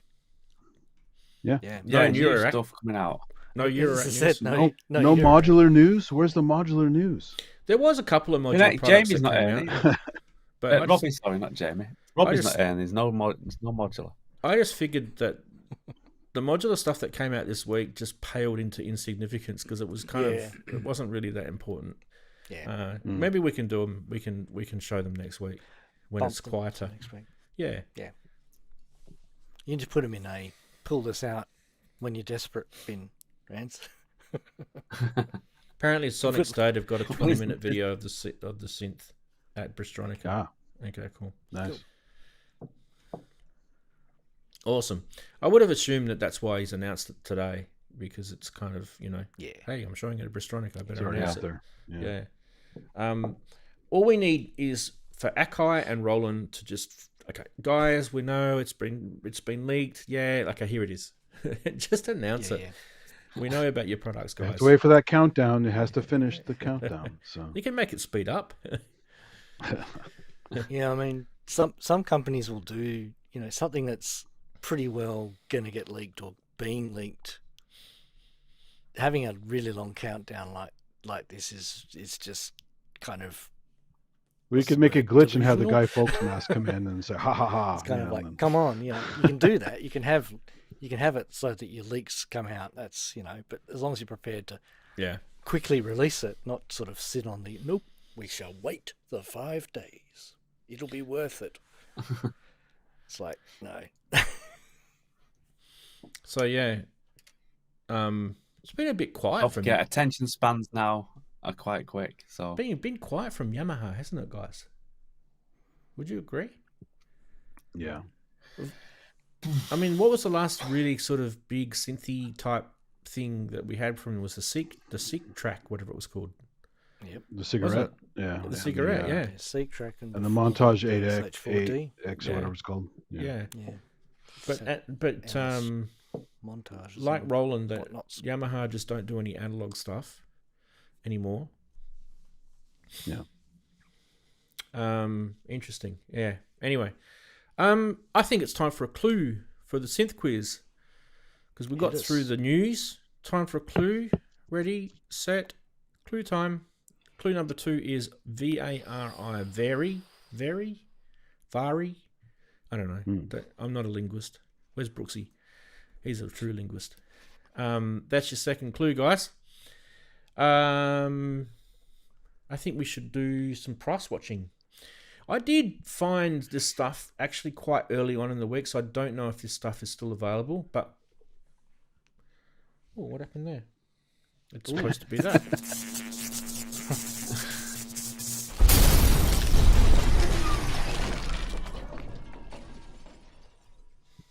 First thing is this, an ARP Quadra. I'll just fix up who wants to go there.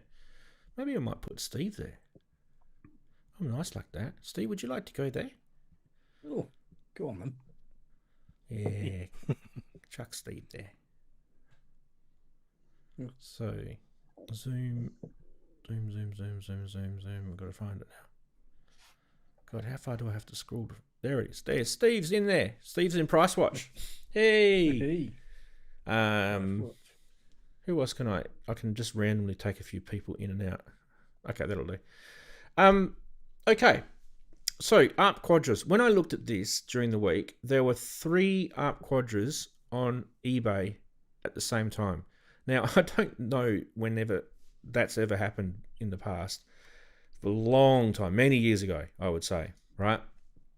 The fact that there's 3 for sale on eBay at the moment is insane. I don't know if they're still for sale or not, but this one was kind of like the better of the 3, and it was priced at £5,000, which I thought wasn't too bad. What would you guys feel if you had a spare 5k pounds wise, and you thought, I could get an ARP Quadra? Would that be a sort of reasonable spend, or would you think that's a bit too on the nose for the price. I'd rather buy a third wave.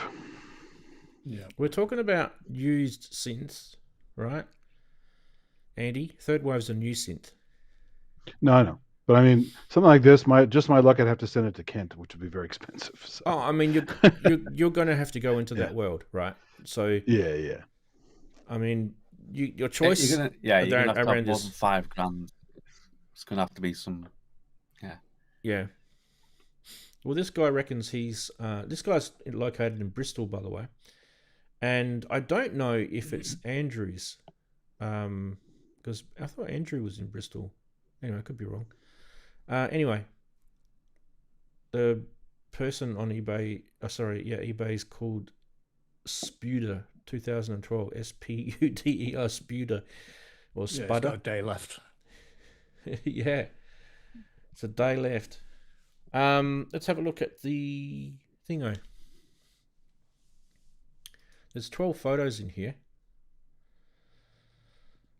I never could get over the keys hanging over like that. I know the reason why they Right, did yeah. it. Yeah. It's like buck teeth. Yeah. Yeah. Yeah. Buck teeth. This is a very unique synth. Like, it basically, if you ever want to know, we were in the world where digital was coming in, but analog was still king, and this was basically like a flagship synth. And how do we get all these different types of engines into? It's all analog. Lead synth, string machine, bass synth, phase shifter. Just ask Kent how they fit it all in. Yeah. With their elbows. Get lots of swearing. Yeah. Closing the lid very slowly and carefully. No MIDI. Yeah. There we go. So there's that. Was there a MIDI retrofit kit for this? Do you remember? Yeah, you was can there get a MIDI? one. Yeah, you could. Yeah. All right, so up Quadra for $5,000. Next, what did I find? Hey, look at this thing. Ah, This is the Tycho hotkeys. It's actually a little synthesizer keytar. Have you guys Never seen seen these that before? one. Never? Yeah. not that one. $122 US now. It's gone down in price. That's He's taken 10% off since I've actually done this listing. So it was 135 and now it's down to 122. So he's keen. Wow. He's keen to sell it, Andy. This guy is located. It probably has terrible sounds on it. He's so in it's- Seattle, so he's a bit of a drive up north for you. It's Tycho, so it's very toy-like. So Oh, it's- absolutely, yeah, it's not absolutely. gonna be good. Yeah, it's But the circuit bend the hell out of it, maybe, but oh look, it's already bent.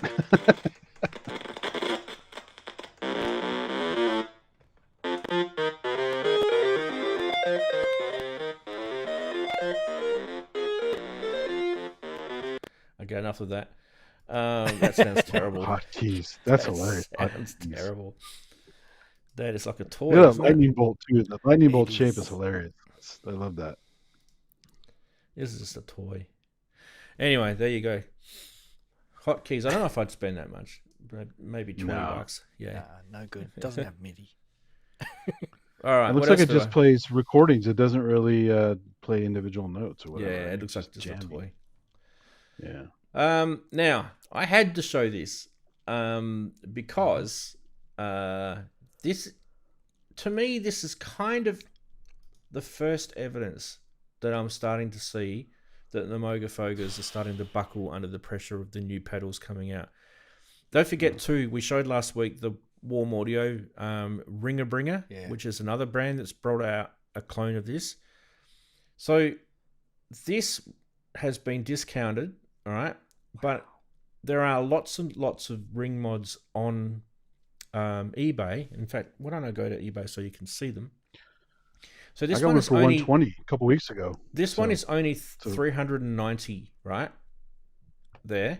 The other one's twice that. But if you price. look up the top, there's one for 1,000, and there's another one for 500, and then there's another one for 800. So what the hell? Anyway, the point I'm trying to make is I feel that the knees are buckling under the pressure of the new ones, and I don't think these are kind of fetching the prices that they were able to fetch in the last year or 2, 3 years. Especially ring mods, a pretty simple device, right? It's Yeah. So I feel like if you want to get yourself an actual real Mogafoga, wait a little bit. I think, there's a chance that the other ones, the more expensive, the ring mod usually is the cheapest one, and the filter one is usually the cheapest one to get. The more expensive ones would be like the MIDI Murph and the analog delay. They're the ones, harder to get. Okay. and that other command module, the one that's kind of rectangular. Those are kind of uncommon. Yeah, those You know the what I'm talking cut down version ones. Yeah, I haven't seen many of those. No, not the little mini ones, but there's an actual thing to hook a bunch of these together. It's like a little. Oh, the command CP, module. the CP251. Yeah. Yeah. If you actually want to know something, if you get a Behringer Neutron, it does the same thing.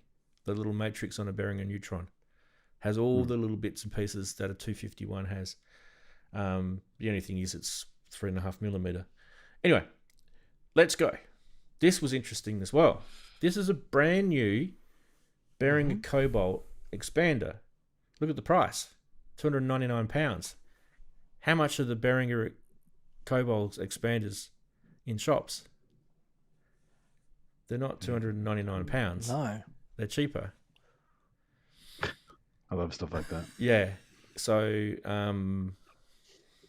this one deserves. Telling his dream.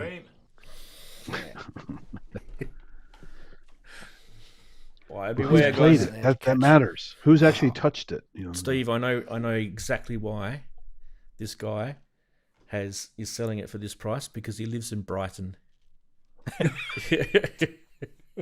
They've had too much seagulls in their ears down there.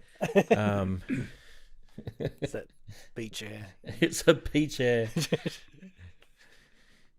Yeah, get it for 116 quid. Yeah, there you go. 300 quid. What are you Wow. talking about? That is absolutely crazy. Yes. He needs drugs, and he needs them soon. He's probably had a bit. Too much music. He's had a bit too much music. That's what he's had. Too much music. of something else. That's for sure. Wishful thinking.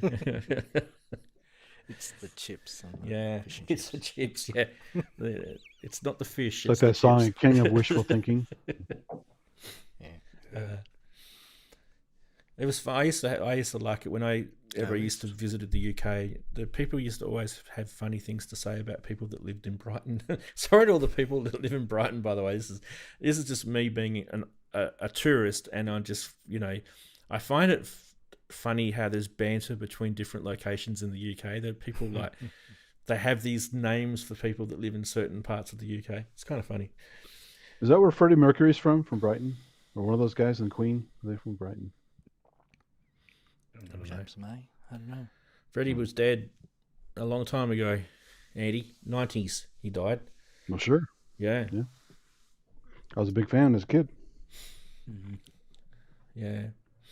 We were sitting, me and my mates. I was actually in the military at the time. We were sitting I was living on base, and we were sitting in one of the guys' rooms. We'd been to the tavern and had a skinful of beer the night, and then we went back to his room, and he was putting some Queen on. We're sitting in his room, listening to Queen, and then the lights started flickering and going dim, and went out and went back on again, and it was kind of really weird. And then it was probably around about like 1 a.m. that happened. We woke up the next morning. It was all over the news that Freddie had died. Right? And my mate come up to me and he goes, You're not gonna believe this. And I'm like, what? He goes, do you remember how we listened to Queen last night and the lights were dimming and flickering and stuff? Wow. That was the exact time that he died. I'm like, mate, should have had somebody channel him, right? Haven't you heard of coincidences? Just get off it, mate. Yeah, it was funny.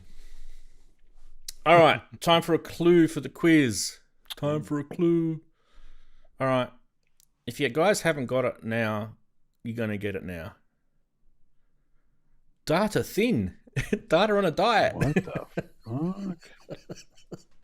I loved that when I saw it and I thought, oh, that's going on Synth. Wow. This was the one that actually got me to put this particular one on Synth Quiz. Daren, you should be able to get this one. Normally There's a hint for you. does that, but It's a TB303. You got to type it in the chat. Synth quiz, guess, Huh. and then whatever your guess is, right? Data thin. I'm thinking like thin net, thick net. I don't know what data thin would be in a synth. That's weird. I'll give you guys a little bit of time while we are thinking about it. Guys, put your guesses in the chat. We've had the 3 clues now. And no, you can't message Ian because he's not here. Well, Ian would write them down and people would message him and they'd, oh, can you tell me what the first clue was? I missed it. How do we ask questions? Just in chat. Highlight my name, ask the question. In fact, why don't we do this? James. You're a funny man. You are a funny man, James. Behave yourself. You're not going to get the first 2 clues, Jack. You got to watch the show. There's a thing at the bottom of YouTube. It's got a little slider thing. You can go back and see if you can find it. True. Yeah. That's the whole point. Watch the show. And if you guys can't guess it within a few minutes, I'm probably going to tell you what it is. Daren's already had his guess. Pretty quick. Yeah. Chris is guessing the Waldorf microwave. Yeah, that's a weird one. Was it something in Price Watch? You guys are always like, what is? No, he what said I hints is should he get giving it, and now when you said I should get it, it's made it even worse now because now I'm like, oh, hang on, it's something that I've got. Daren, you're going to kick me when I tell you what it is. oh. You are going to kick me. All right, you guys ready? I'm going to show you guys. Yeah. All right, here we go. Here is the answer to the synth quiz. Ready? Set. I'm just waiting for someone to post. No, bad luck. The Roland MC303. Oh, That's why, Daren, you should have guessed it. Yeah, you did mention it earlier. It made sense that it's a sequencer-based item because data thinning is due to MIDI to stop it from overloading. Yeah. Wags doesn't have microcomposer. one. Another microcomposer. You should do what I do, Wags. And I said micro something. That's close. you did.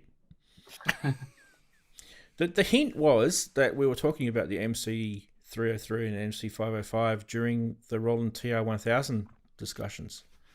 So there was a hint in there. I don't always hint what it is, but usually there's a clue within the other, on top of the other clues that I give you already. But yeah. Yes. So what, do I get to walk around brag this week that I've completely bamboozled everyone? There we go. All right. Well, someone should take over the synth quiz. It's like, why has that always been up to me? It's annoying. It's very annoying. Not really. Anyway, so guys, don't go and buy the Cobol Explorer off of eBay. So my tip for the week. Oh, excuse me. Did you have a Cobol, Ranzee? I forgot. Did you get I got one? a Cobol, yeah. Yeah. Yeah. So I was going to say, it might be my old Cobol, the one I returned. Yeah, it could be. The one with the dodgy Noise circuit. Yeah. Yeah. How can you... Did you sign it? It says signed by Maikshifter, so that's the value went up. I should have done that. You should have opened it up and put something inside it. Yeah, if you can read this, you're obviously fixing the damn, noise circuit. They'd probably get a good laugh at that. A little Easter egg in there. Yes. Indeed. So, guys, what would you, out of those news items this week, what would kind of float your boat the most out of those 4 things? Ooh. Form for me. Form's And pretty then cool. buying, form. Yeah. I don't need another TR drum machine.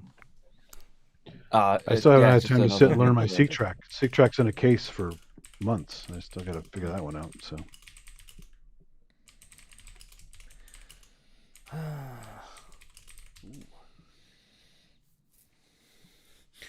Okay. Well, I'm Yeah, worried PC, I'm about. still curious to see what it actually does and actually Yeah. see it, an actual video of it and what we're actually getting. Yeah. Oh, it's speculative at this stage. Yeah. Two of them are leaks, so Yeah. I'm worried about the The future of roll on my them not, MPC. yeah, the roll on them sort of a bit more. Yeah, it's just another Roland sort of. I mean, the mash Tier 1000 is thing. cool, but I'm kind of drum machined out. I have too many groove boxes and drum machines Yeah. already. I'm kind of like Yeah. Moby has that giant collection of weird shit, and I'm like that. So a bunch of weird drum machines and groove yeah, that's boxes. yeah. I've sort of head more into eurorack drum synthesis rather than more. And we don't need to go on tower about Do you have the Plonk? the Chris, do you have Sorry. the Plonk? No, I module? don't. No, That one's pretty cool. The plonky. Yeah. Physical modeling thing. Yeah. From Aimed at percussion IntelliJ. mostly. Is it IntelliJ? Yeah. Yeah. Yeah, IntelliJ. Yeah. I'm probably going to say, On the list. I mean, eventually I will probably have to upgrade my MPC to a new one when they start upgrading all the processors. So that's going to be inevitable. I mean, this thing's 2017 when I bought this. So what's that? 8 years old. Starting to get on a bit, right? It's actually pretty good considering it's 8 years old. But with the gear that was presented to like as a sort of more closer to reality buy is definitely the sequential synth for me. I think it's got a bit of sexiness about it that I like. The price is good. I don't have a sequential synth here. I don't own one. Yeah, I was going to say, you've been looking to get that sound into your studio for some time. Well, I had a dual Tetra and it got stolen. So I've got That's a great one. I've got FAUX sequential sound in here. I've got Behringer Pro 800. Yeah. Same here. So it's not the real thing. Yeah. I only have the sequential Max, the one that was like the cousin to the 6-track. I used to have a Tetra years ago, but I sold it. I don't know why. I love the Tetra. It was cool. I can't remember why I sold it, but there was something annoying about it. I sold it. I think it might have been paraphonic or something. That might have been what annoyed me about it. Yeah. But the polychain works beautifully, just like on the Evolvers. Yeah, but you had to buy another one. Yeah. Yeah. Buy two. But I give them Yeah. cheap. I got them down to like $400 at one point. So. Yeah, well, $400 for you is $400, but it ain't $400 for us. Well, that's true. It's like $650. It's annoying.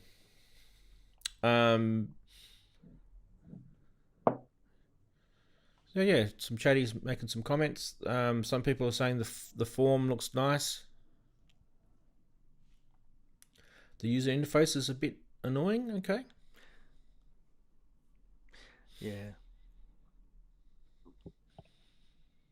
But once you, if yeah, I think it's one of those things you get used to. But I don't really know what Yeah, synth. nothing- What synth have I ever? I don't think I've ever owned a synth where I found the user interface annoying. yeah, No, I I've think had plenty. kind of things that are annoying are more implementation issues, like bugs and Or lack of unfinished firmwares and responsiveness things and- like that. Yeah. yeah, exactly. Or Yeah. just like buttons not working when you press them. You have to press them twice because they didn't detect the first click. That's annoying. Like WSA1 is a really crazy interface. It makes some cool sounds, but man, is not a fun thing. What's a WSA one? Is that Roland? Techniques WSA1? It's the Techniques. physical modeling synth. Yeah, I mean, they make cool sounds, but the editing is crazy on it. You have a lot more experience with a lot of weird stuff, Andy, because you've got a pretty decent collection there. Yeah, nothing vintage, unfortunately. The oldest thing I have is the Yamaha SK20 and the Moog Rogue. That's pretty much it. Yeah. Everything else is more modern. So I kind of feel like I'm talking about the stuff that I've owned. Yeah, I don't really know. But I think like what you said, Chris, is probably more accurate. I feel like there's synths that I've owned that should have had some feature or some features, but don't, and they've become annoying because they don't have features that you think like would just make sense, like an extra LFO on a synth, or looked at that. We were talking about the Cobalt Explorer before. I felt like it should have had some sort of disconnection with the envelope generators. That would have been nice, so that you could bring in an external modulation.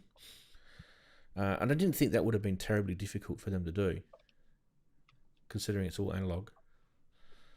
It's already got a signal path for the envelope generator anyway, as it is. All you have to do is just DC disconnect it, right?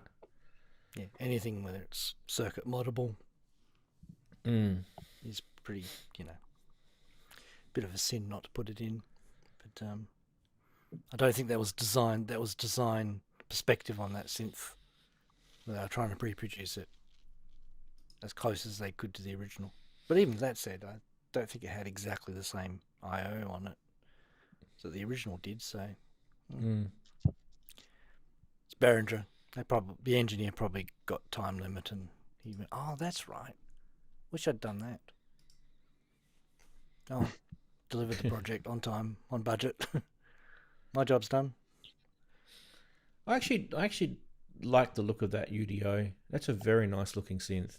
I mean, looks aren't everything, right? I mean, it's not why you buy something. It's got to like the sound of it. Obviously. That's what I'm saying. That But you spend that much money, though, you want it to look good. Yeah.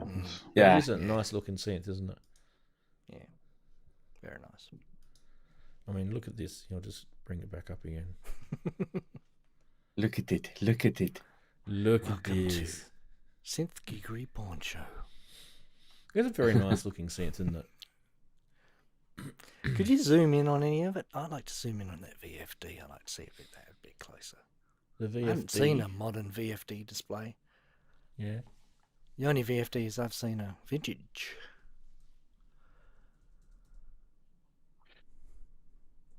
That green glow. I missed that. What the hell? It's not What's letting that? me zoom. It's on the Oberheim expander, weren't they? Those displays. Two of them, yeah. No, not the expander. Yes. What's the other one? The one with the Matrix two. 12.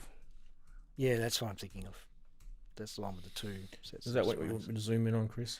Yes, thank you. Yeah, that's definitely designed from the ground up, that one. That's a modern VFD. Wow, so somebody must be making those. Quick, get on to, not eBay. Temu? I don't know. Electronic engineers porn. That's what that is. How do I get out of this thing? Yeah. If you had the money, that's something I'd be looking into. Unfortunately, it's out of my budget a long way. Third wave Quite a as long well. way. Quite like the third wave. I mean, yeah. I mean, luckily for me, I was able to get myself a Novation Peak early in the days when the Australian dollar was still quite. I think might have even been at parity at the time when I bought it to the US dollar. It was actually pretty good. So I've got myself a nice little FPGA to analog filter type polyphonic synth. It's good. And in fact, actually, that's something we should look at. How much are Novation Peaks on Reverb? Because I wouldn't be surprised if they're actually pretty cheap. You can get them brand new, of course, but what are they used? So, is this in US dollars?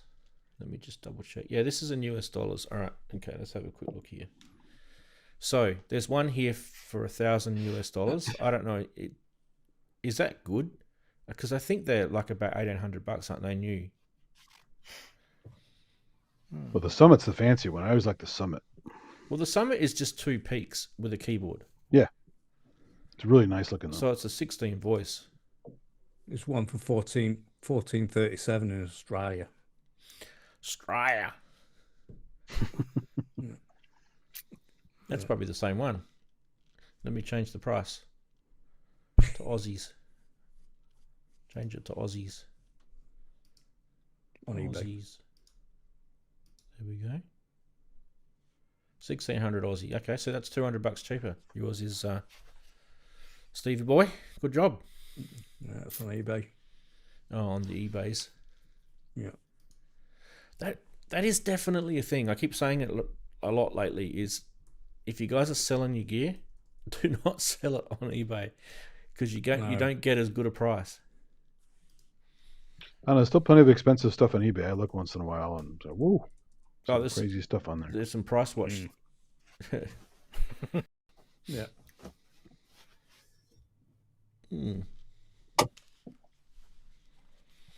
Yeah, okay. I'm not going to keep scrolling through eBay whilst I'm streaming live. I can't find that $1,400 one that you were talking about, Steve. On eBay. Let's see if I can find it again. There's a lot of brand new ones on eBay. Remember they had the whole, because kept having shootouts with Peak and Hydrosynth stuff when they came out. Oh, okay. I never got that though, because Hydrosynth is I know, it's weird. 100% digital. It's very very different. Yeah. I think it was the price or something like that. And the other thing too is Peak is not actually really that good at doing wavetable. It's not the best wavetable synth out there, but it's pretty good. Like it's better than some other wavetable synths, but Hydrosynth kills it in that territory. Absolutely. Yeah. But then again, Peak kills it in the fact that it's got analog filters. So I don't know. People will scream at me saying that Hydrosynth. But those machine learned filters are amazing on the Hydrosynth. They're really good. Yeah. Anyway, I probably wouldn't be buying a Novation Peak off of eBay anyway, unless you knew the person, kind of knew the person. I kind of feel, I don't know about you guys, do you feel like Reverb is a little bit more trustworthy than eBay? Would that be a fair statement? Yeah, I use both, but I prefer Reverb. There's a lot of sharks on eBay. Yeah. It's just a general vibe I pick up.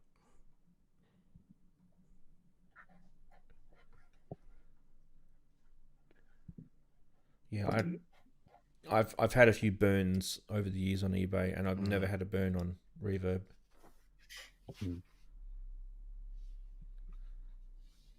Talking of Hydrosynth, I wonder when the next product for ASM is coming out. Yeah. And what it's going to be. We should get Ken on here. Yeah, I was going to say, I'm sure. But he's not going to tell us, though, is he? No, but he did say. He might hint at it. He had a recent meetup with some guys. I think they're working on some new stuff. He had a recent meetup with a bunch of guys who. Yeah. ASMs. Kent's mentioned it. Yeah, that they are working on new stuff. So. Yeah. Quite a long time ago that he said that, though. I mean, they've got to be due, surely. Even if it's some sort of glimpses. For the people in chat, because I did make that little claim about how I've had bad eBay karma over the years. This is just for the people in chat. I'm not going to show it on the show. If you guys get a chance, go and check out my bad eBay article.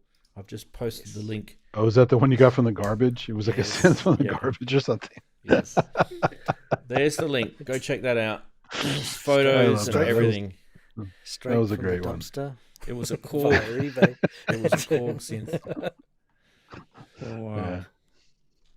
DW was that one of those one photo jobs where they sent you like one photo of it, and then when you really got it, it was all messed up? Yeah, you can see I've got the photo on the actual article. Yeah. And it's not the same photo of the thing that I received. Yeah. I learned very, very quickly from that mistake. This is a long time ago, by the way, guys. This is probably, I don't know, 2014. So this would have been actually 2013 when it actually happened. There you go. Yeah, it says it there. December 2013.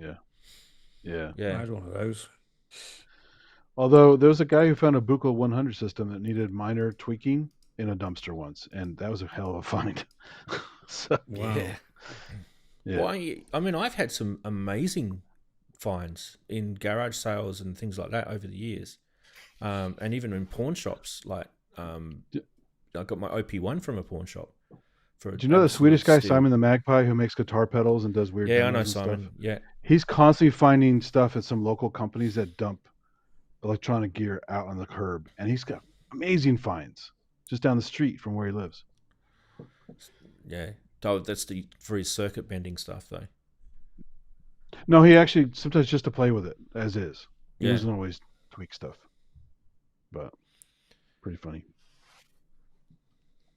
Yeah, I mean, I've told the story about the OP1 many times, but I can tell you guys again if you want. I don't own the OP1 anymore anyway, so it doesn't really matter. But I was at a place called, we have them in Australia, and I think they're also in the UK. They're called Cash Converters. They're a pawn shop, Cashies. right? A pawn broker. Take down the life Yeah. of Cashy. And I'm in there, and this one was in Midland for you, Chris, just so you know which one it was. Okay.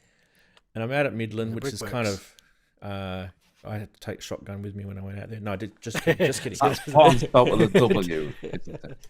Yeah, to fight some Pawn brick, spelt with a W. brickworkers, Yes, Daren. yeah. Thanks for.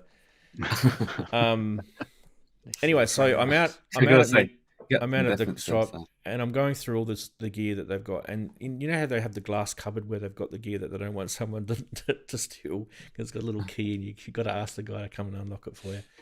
So there was a little OP1 in there, and I got the pimply faced kid at the counter to come and open it up, and I was checking it out.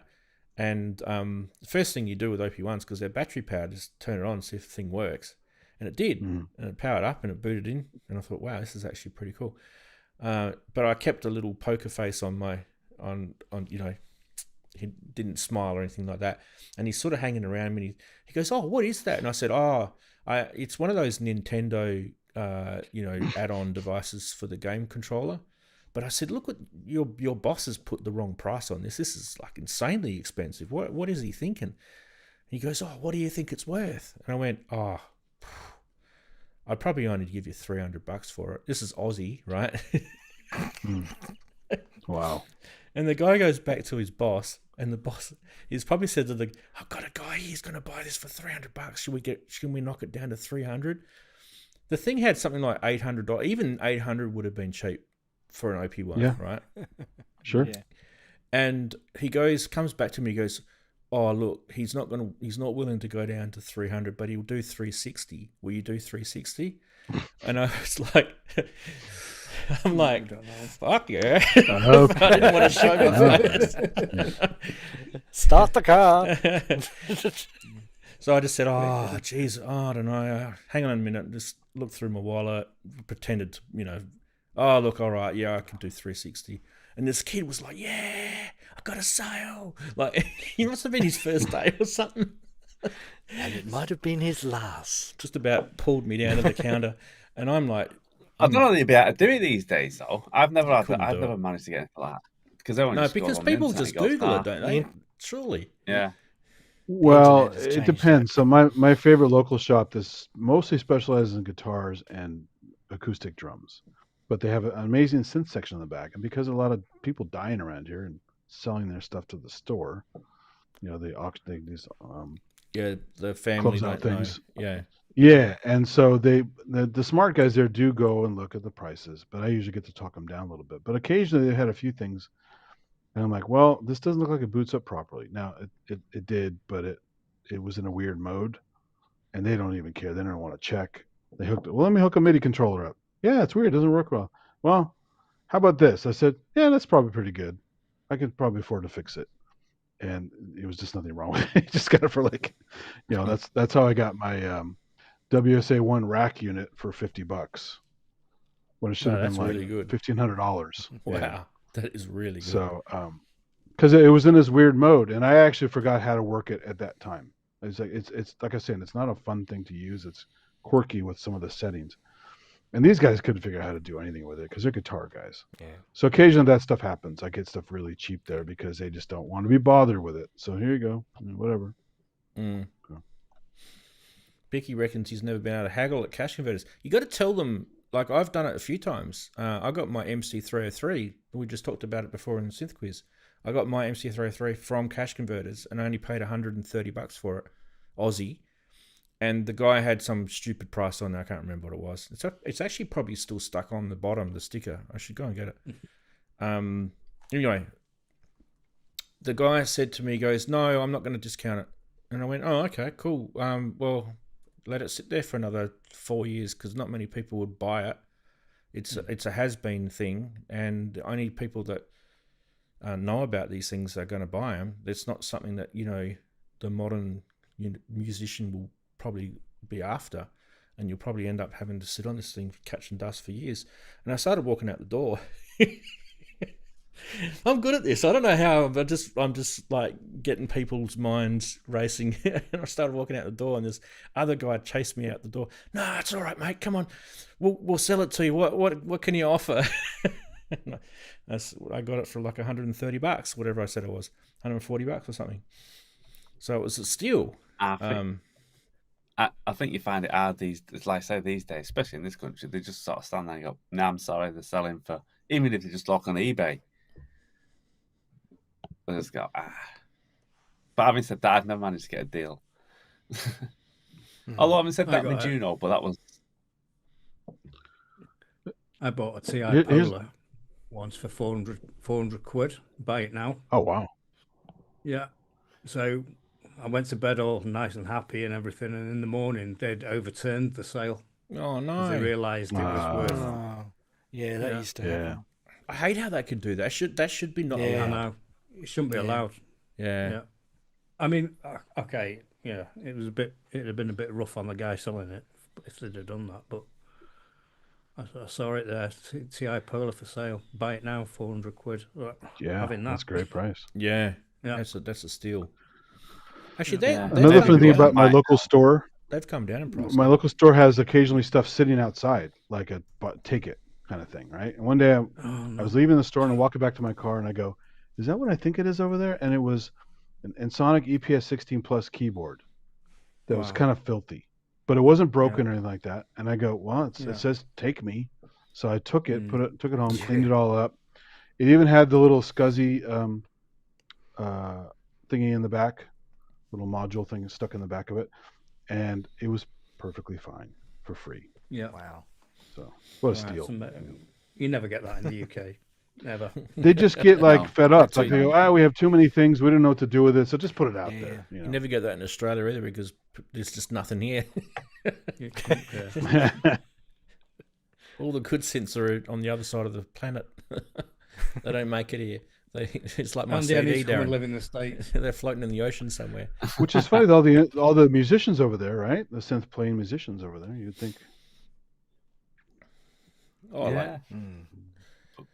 It's funny though, because like all the famous Aussie band synthy type ones like In Excess or Ice House, all those sort of guys. Exactly. They had a lot of shit. They actually, a lot of them went overseas to do their recordings. Yeah. Like if you look at like Split Ends are a good example, right? So Split Ends, they went over to record. I think that was their second album, which is like it's real prog rock stuff, right? Real weird, dress up as clowns, mucking around prog rock stuff. This is before they became famous. And Eddie Rayner, who's the keyboard player, you guys should check him out. He's actually a really good synth guy. He bought a massive amount of synths when he was in the UK and brought them back to Australia. So he got like he got a Cat. He got a what else did he get? He got a CS80. Wow. He got imagine shipping that back to Australia. There was some sequential. I don't know. I don't know if it was a Prophet 5, but there was definitely a sequential of some sort that he had. And then when he came back to Australia, Neil started playing. Neil Finn's very famous guy. He's actually the lead singer's little brother. Started playing in the band when he was quite young, like 18, because they had to kick out this other guitarist because he'd gone batshit crazy from taken too many drugs. His name was Phil Judd, the guy that they kicked out, because he would sing songs, right? And then when they do a recording, he would just muck around and not do it correctly. And in those days, you had to pay by the hour for the recording studio time. And the band was like losing money, and this guy was just being a dickhead. So they kicked him out of the band. They got Neil Finn in, and Neil wrote "I Got You," which is a really, really famous Split End song. Right? And if you listen to the synths in that song, they're really famous synth sounds in there. Like there's a sync famous sync sound in that song. What's a little retro organy sound in that song? There's like very thin, like earlier 70s kind of organ sound in there. Yeah, he had a the high one. Is that Farfisa or something, or is it? no. He had a was it a Hammond or was it the other thing? It's very thin sounding, but classic sounding. Yeah, not the Hammond. What's the other thing called again? Almost like something they played Rhodes. in A Rhodes. The Doors. He had a Rhodes. Yeah. Yeah. Chroma Rhodes. And he's a pianist, right? He's a concert pianist. Like that's his he studied classical piano, went all the way through, played in orchestras and shit like that. He's really, really well known. Absolutely brilliant piano player. Runs rings around anything I could ever do. But yeah, then he started getting into synths. Like, yeah, some really crazy stuff. Like in the early 80s, they got, I'm pretty sure they either got a Fairlight or they got access to a Fairlight because being in Sydney, Sure, was pretty easy for them, right? And so there's an album they did, which is just before they broke up, called Conflicting Emotions, and it's got Fairlight all over it. And it's got, I think they actually had an EMU emulator in there as well. And you can hear all the... It's like orchestra hits and all that. Yeah, you can hear them all. And you think, wow. Yeah. But that's what happened. Like a lot of those bands, the Aussie bands that were really synthy, they got their synths from overseas and they brought them back with them when they toured. So they'd go shopping. There was stories about the Farris brothers from In Excess. They went to the US and they would have gone to like Guitar Center and literally just stocked up on gear and chucked it in their massive crates, their flight cases and stuff, and shipped it back to Aussie. My friend used to work at Guitar Center Pro and dealt with a lot of Metallica and a bunch of famous bands and stuff like that. And one time he said one of the Chemical Brothers kept coming in and buying stuff, and he was in town. So yeah, these guys just wander through and buy stuff. Well, have you guys heard of a more recent group called Empire of the Sun? Have you guys heard of them? They're international, but they're Aussie. Anyway, I was in this place in my city called Store DJ, which is back in the day. It used to be down south of the river, like a long way away, in a place called Canning Vale. And I used to go down there. I used to take the trek, take the passport with me, pack lunch, and drive down there. And it was about a 30-minute drive, so it's a bit of a pain in the ass. And I'm down in the shop and mucking around with one of my mates that worked there. And then Luke, who's the lead singer of Empire of the Sun, walks in. This is in the day when they were actually recording their most famous album, which has got their big hits on it. And he was just chatting to me. I knew who he was straight away. He was just chatting to me. And he's like, "Oh, Ranzee, I know you, blah, blah, blah." And I'm like, "Yeah, how you going, mate?" It's like one of those things where you sort of, you know who the person is, but you don't want to look like a dickhead at the same time. You're trying to be cool. Just trying to be cool. Yeah. Oh, yeah. Oh, yeah. The guy that worked there, he goes, "Who was that?" And I went, "Oh, that's Luke." And he goes, "Oh, who's Luke?" And I'm like, "Oh," I had to sit there and explain it to him. He actually didn't know who he was. Yeah.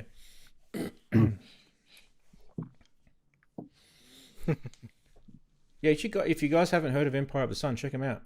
Absolutely. They're very kind of more sort of 2010-ish. But yeah. I'm just trying to think of the name of the album that I liked. The song, there's a pretty popular? Massive song on there called Walking on a Dream. That's their big one. Their big hit. Yeah.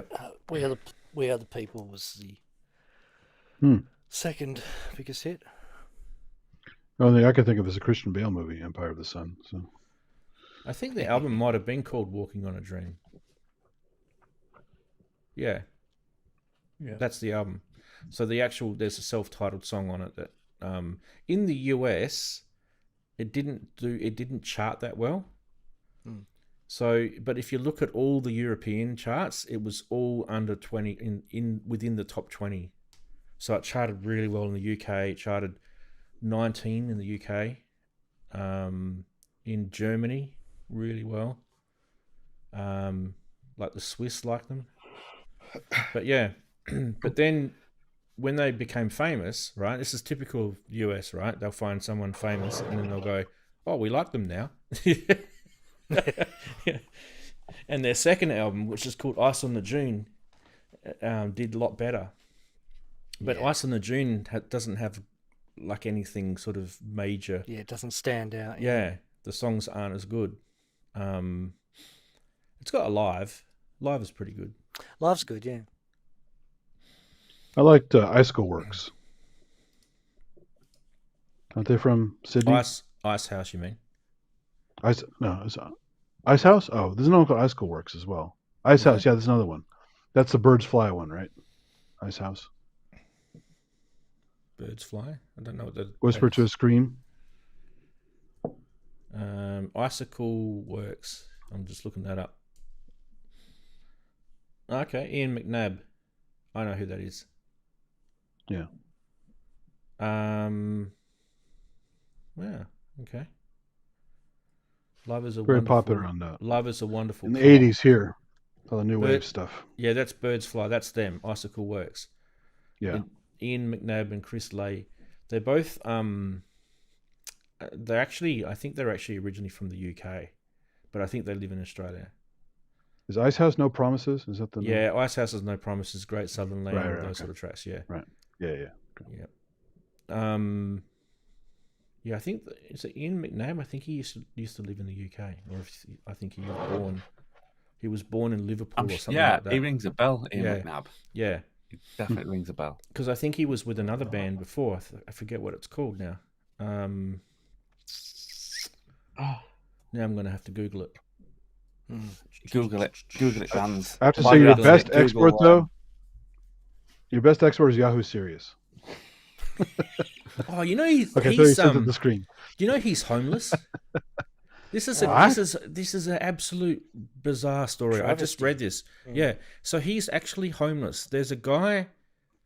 So he's literally one of those stories, a star has fallen type stories, right? You can, if you Google this, you'll find it. This is recent, like within the last 12 months.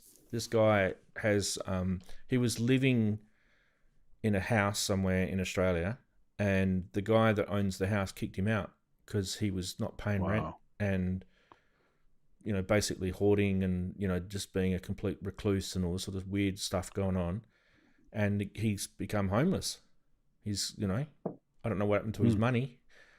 He wrote he wrote and produced and starred in 2 massive movies. Yeah. I just saw the one movie, but I didn't know was he really popular on TV, or where did you find him when you were down there? What was he, like live comedy stuff, or what was he doing? To be honest, Andy, I don't know, because I didn't really know about him until he was in that movie either.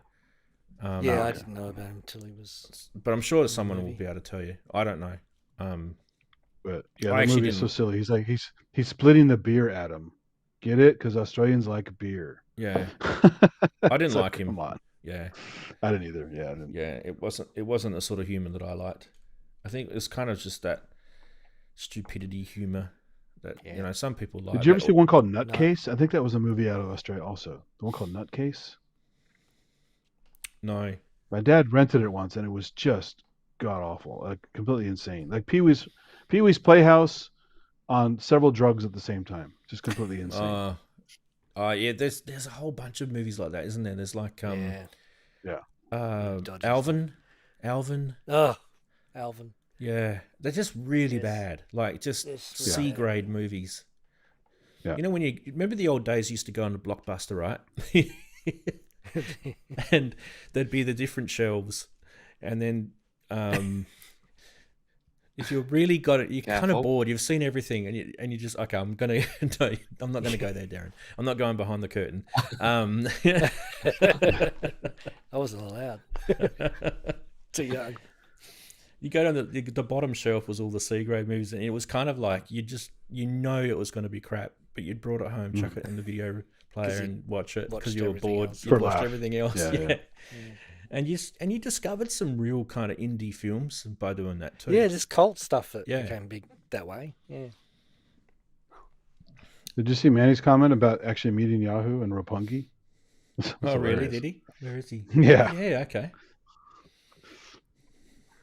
You had drinks with him. That's crazy. Wow. you still have the crazy hair? Wow. Yeah, He's always no, but he's always looked crazy.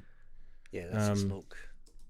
He reminds me of the guy who was in the Peter Jackson movie, the super violent, bloody one, with the lawnmower and all that stuff. What the hell is that one? I don't You know know what I'm talking about? what legality do I have? Can I show Daily Mail?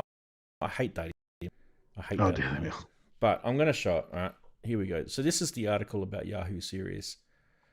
Oh, I didn't know he's 72, but anyway, he vanishes with his dog after he was evicted for squatting. There's a photo of him somewhere. No, I can't find it. Where's the photo gone? No. This is a whole bunch of ads because it's bloody crazy. Aggregated bloody news. There he is. It's been crazy hair, yeah. Yeah, no, I don't know. 71. Wow. 72 or whatever he was. Yeah. Yeah. Crazy. I'm sure there was a photo of him recently. Yeah, this one might be able to be a bit better.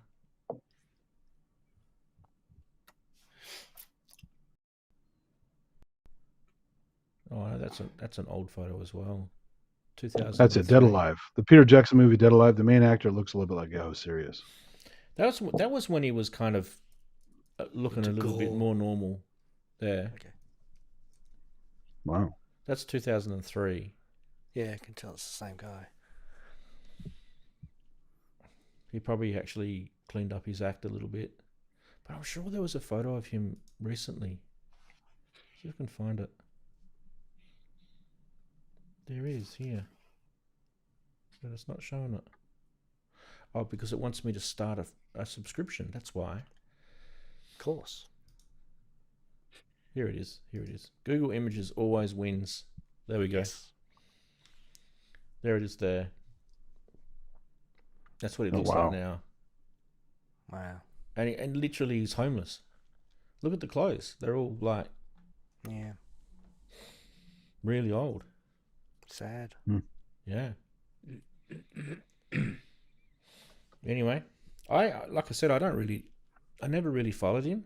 And some people like that, they just you probably read about it in Hollywood as well. Like there's so many actors that drop off the face of the earth, and then you find they're on the news because they've died or they've got themselves into trouble with the law or whatever. Look at how the poor Gene Hackman. What a terrible story that was. Holy shit. Yeah, that was You heard about what happened to him? Yeah. Oh my sad. God. Horrific And the stuff. dog and everything else. I mean, everybody died and was just found. It's just awful. Yeah. The murder. Yeah. Well, they think it's a murder, right? And they're not saying it is. They think. I thought it was just. I thought he just because he had dementia. The wife died, and then he was left wandering around until he just collapsed because he couldn't fend for himself. They reckon there's a conspiracy that they reckon there was a murder. That's what they reckon. Yeah. I mean, Interesting. I don't know. You read stuff and you just think, okay, cool. Sure. Yeah, exactly. Sure. Let's move on from that. But yeah, I mean, hey, speaking of weird shit happening in the US right now, and by the way, let's there's nothing weird happening here. By the way, let's not. Politics. Let's not get. I know. Let's not get. Let's People get mad about the political, politics. right? No politics. It's kind of hard for me to avoid it, though. But isn't it funny how there's these lists at the moment? There's these lists, and people's names are on these lists. Yes. Quite. Yes. That's People all I'll who are say. friends with other people. Yeah. How Yeah. friendly. These people, some of these people are in control of countries, and some of these people have got billions of dollars, and they're on these lists. Well, this is the old saying: "Methinks he doth protest too much." Right. So be Yeah. careful for somebody who protests too much. They're blocking something usually. Yeah, my mum used to say that to me when I was a kid. She used to say, usually when people are angry, and you can't work out why they're angry, it's usually because they're trying to hide something. It's usually Human a good nature. indication. Yeah. Yeah. Hostility. Yeah, like unfounded hostility. Yeah. Yeah, exactly. You think, Unwarranted what? Why are hostility. you like that? Like, you just think, what? That was weird. And then you can't. Okay, you got something to hide.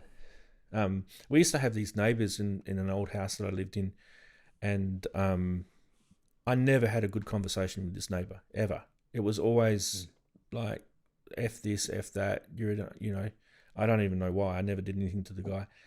And then later on, we found out that he was like a bikie and like a outlaw motorcycle gang, right? I had to say that because some people don't know what bikies are, and it's I never heard that term. Yeah. And he was one of the, not the ringleader, but one of the high up sort of guys, and Sergeant of yeah, or something. Yep. and and luckily I didn't befriend the guy. Yeah, that's always the worry is when you find out later that they were in a motorcycle gang. You're thinking, what did I say? It's kind of like the mafia. Don't become friends with the mafia. Yeah. So. There's this funny story. It's a family joke. Like, I built this house years ago, and then when you build a house in my city, they don't do all the improvements around the yard. You have to go and do it all yourself, or get some contractors out to do it for you. So basically, they'll build a house and they'll the inside of the house and everything's all done, but you're still left with all the landscaping and all that sort of stuff to do yourself. So, and where I live, it's all sand here because it's Yellow sand or yeah. Yeah. So I'd had all the turf, the lawn put in, the driveway put in, everything like that, and I had this really crappy temporary letterbox on the drive, because you have to have a letterbox, otherwise you can't get mail. It's illegal to not have a letterbox, right? And then one day I said, no, that's it. I'm going to make myself a brick letterbox. I can see where this is going. Now, have I ever done any bricklaying before in my life? No. And so I've made this brick letterbox, right? And this thing is like, it's sagging. not, it's sagging. It's not good at all. But geez, when I built it to this, I reckon you could put a 10-story building on top of it. I built it, the foundations underneath, the amount of concrete underneath this thing, the rebar that I did, like, it was stronger than anything. You wouldn't believe. It just didn't look good. It looked like it was kind of like shaggy looking, right? Anyway, this bikie guy got on the piss one night, and he was driving around his V8 car, and he was doing burnouts and stuff, and he smashed into my letterbox. And I'm nearing this. I heard the car squealing and this crash sound, and I walk out the front door because I could hear this guy swearing. Walk out my front door, and this guy's like, I'm not going to say the words. He's like, F you, F I. And I'm like, mate, you've just crashed your car into my letterbox. Don't ring the cops. Don't ring the cops. I'm like, I really don't care, mate. Just get your car, take it away. He had to go and get some mate who owned a tow truck, pull his car home. He lived around the corner. Wow. And I looked at the next morning. I woke up after all the dust had settled, and I looked at my letterbox, and all it had was this tiny little scratch in the brickwork. That was it. Nothing happened to my letterbox. Wow. Just think, Ranz, maybe in 100 years' time it'll still be there. No, when we sold the house years ago. The new owners, they knocked it down. Oh, they did. So it was an eyesore. I drive through neighborhoods in San Francisco sometimes, and they're like, the whole street's full of donuts. There's like, and some straight lines, and then yeah. And apparently, people just in their own neighborhood just love doing donuts, and destroying, burnouts, making all kinds of noise, and it's like, it's not that much fun, right? I mean, happens around here even. Yeah. I literally had this conversation with my son the other day. He was like, Dad, why is there only one tyre track in the burnout on the road? And I said, because he doesn't have a limited slip diff. And he's like... Brilliant answer. Yes. He's like, what? It's like a blank look on his face. It's my cousin Vinny, the pause attraction. Yeah. Did you ever see that movie Exactly. with my cousin Vinny? Yeah. Yeah. It's a good movie, that. Yeah, so never get me to build a letterbox is where we're going with this today. No, that's good because you made it so well, strong it unless- could be crashed into, and you know. Well, if you want strength, Well, but not you that, don't but- want aesthetics, then I'm your man. But yeah, You And then didn't put if they're rebar like, in your... remember the 1950s, 1960s nuclear war things, and you say get to your shelter, so it's get to Ranzee's your bunker. letterbox. yeah, hell Duck yeah. and cover, going to Good. Ranzee's mailbox. Yeah. I'm actually wondering, like, 'Cause- when the guy bought my house years ago, he had to like knock it down. I reckon it would have been full on freaking earth moving equipment affair, you know, Yeah, cranes it and would have been. bulldozers. It would have been... It would have been a massive One of those things. Yeah, Jackhammer. Yeah, on the end of a... maybe some TNT. Well, we're bringing the mining guys. I was a bit Blow- sad. We blow drove the out there to have a look at it. I don't know, we were in the area, and my kids said, "Oh, can we look at the old house?" And we, yeah, okay. And we drove out, and I was really sad to not see my letterbox still there. And my wife's going, "See, I told you that letterbox was shit. Look, they knocked it down." I built it with my bare hands. Yeah. I built a lot of stuff. Yeah, in if that you house. watch guys doing the mortar with the bricks and stuff, there's a whole technique where they scrape it, you get the perfect amount of Skills. mortar. Yeah. And yeah, it's just I watched those So videos. quick about it. Didn't too. help. yeah. Oh, she'll be right. Yeah. Yeah, don't live near bikies, that's for sure. You gotta go out your front driveway in the middle of the night and listen to someone swear because he's crashed his car into your letterbox. It's a great life. Australia. Did he ever crash his motorcycle or just his car? I don't think I ever. I know he had a motorcycle, but I don't think I ever saw it. So, because his house was, Do people have like Harleys down there? What kind of like? he the was a big neighbor, hogs, but or his what- house was Oh, around yeah. the corner. If it's kind of weird, we lived on like one of those corner. It was like our street was like a loop, and so his house was facing a different Cul-de-sac. way. So we weren't kind of like like way. looking at each other type thing. But he was definitely a neighbor. You could hear him bloody yelling at his missus every night. Screaming and stuff. Yeah. It's Wow. funny. Yeah. It's a bit nicer where I live here. The people are a lot quieter here. I was saying you could have sampled something that made a track out of it or something. So There's a photo. I actually shared it a while ago. There's a photo of me in that house with all my old, like the oldest stuff I've got, like the Yamaha CS1X, and I had a thing that there's ER1 Electribe and an old Behringer Eurorack mixing desk. They're oh, I actually have one of those with they're the separate power supply. yeah. Yeah. They were terrible. They were so bad, so dodgy. But that's all you could afford in those days. I had an MC505. Still got the MC505. Yeah, and it's all kind of set up in this little room, and yeah, it's an old photo of me, like 2003, 2002, something like that. Yeah, so that's how long ago it was. The guy's probably dead. The bikey guy. I wouldn't be surprised. He's probably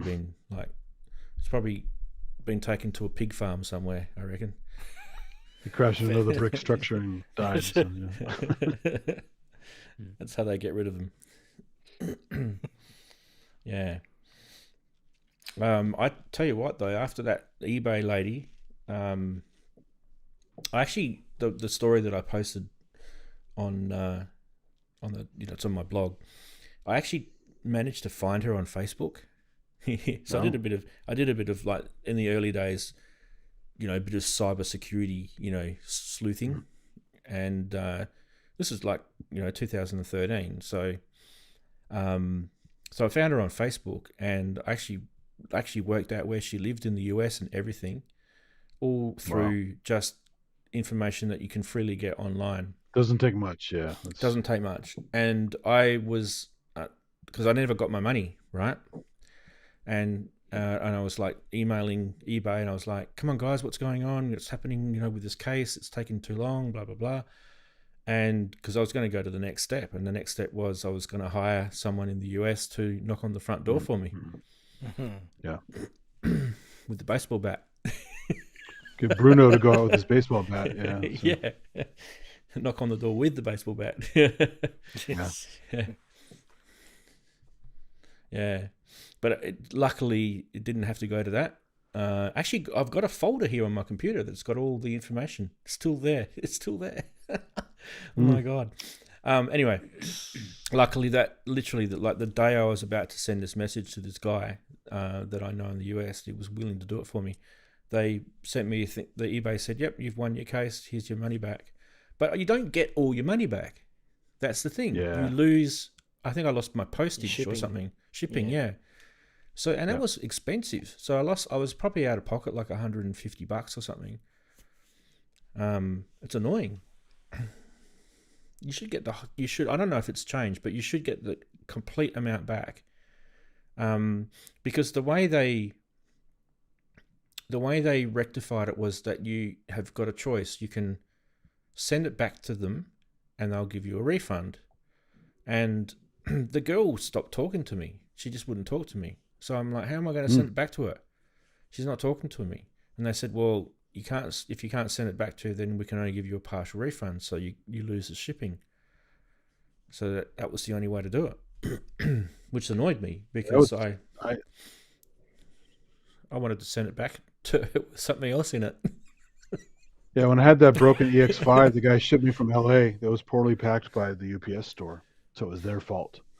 Finally, the guy went in and harassed the guys, and basically, because it's a franchise, right? And if you make your franchise look bad, you could potentially lose it through UPS, right? So the guy got really scared when the guy went in there to confront him and tell him what's going on, and so I ended up getting everything back, even the shipping, because the shipping is $300. EX5 is a big sucker, right? So I got everything back. I don't know why they didn't do that for you, but it's weird.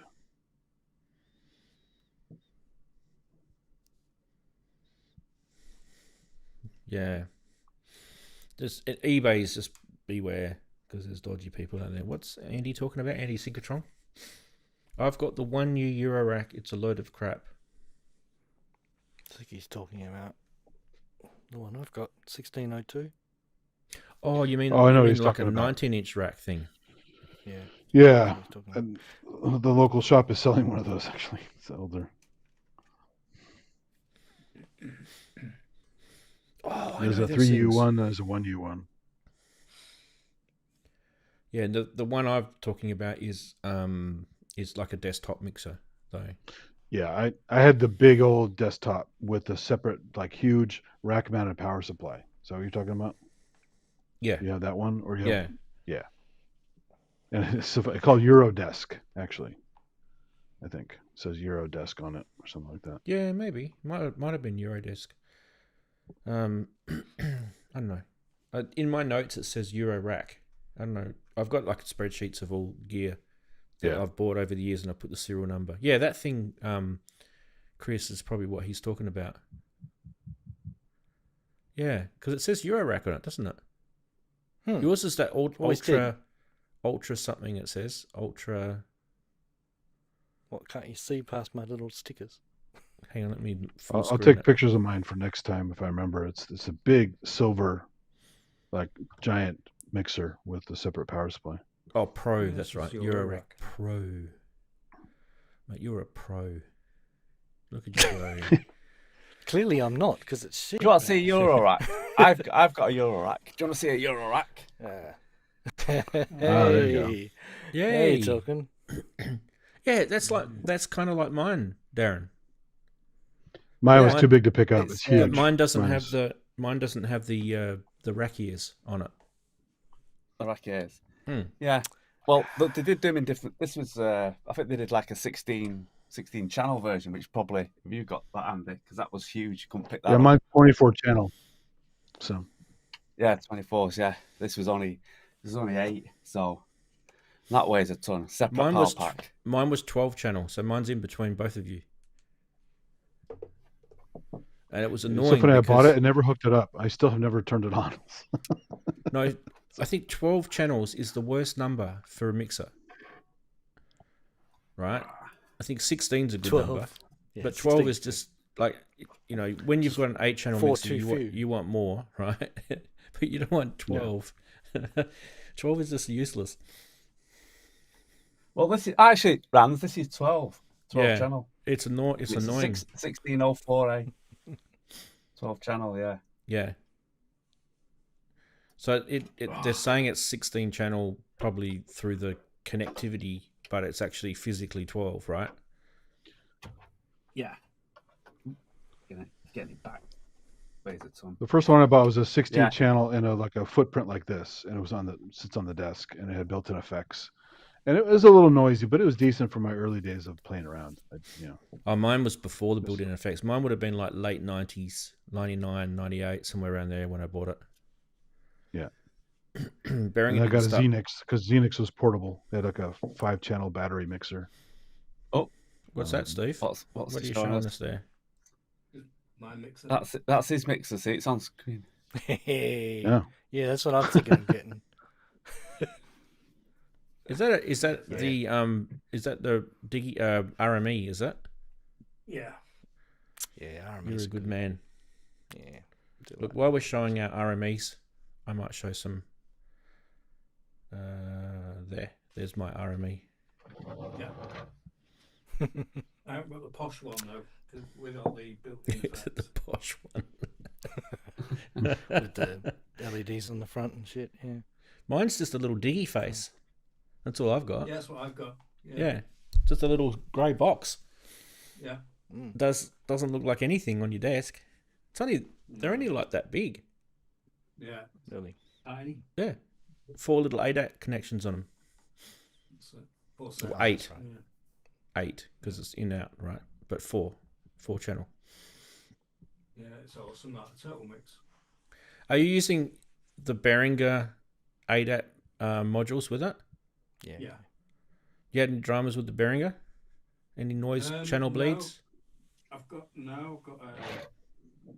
1, 2, 3 of them set up with a Focusrite 18i20. It all seems to gel. Works. Okay. Yeah.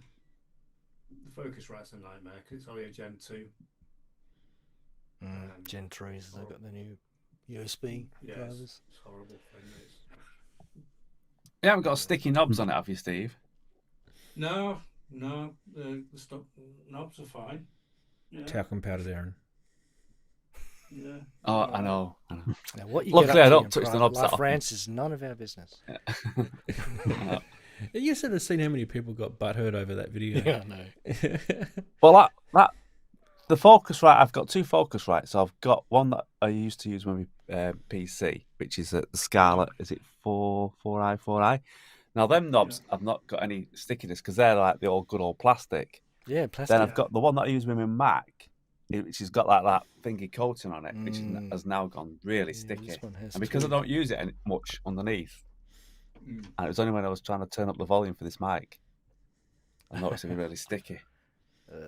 I just Mine's I gonna use be sticky in paper there. towels, lots of isopropanol, and some elbow grease, and just took all the stickiness off the stuff. Yeah, It but worked it's great. Yeah. if you want a really quick fix, the talcum powder works. I had to do some screen calibration the other day for work, and I had an old what do they call it? iDisplay Pro screen calibrator, and I hadn't used it for years. So I went looking for it, found it in a box, pulled it out, and as I pulled it out, I'm like, ugh, it's all sticky. Oh, it's like one of those spider things that Yeah, does color like calibration. yeah, and it's got the monitor. little lens on it, yeah.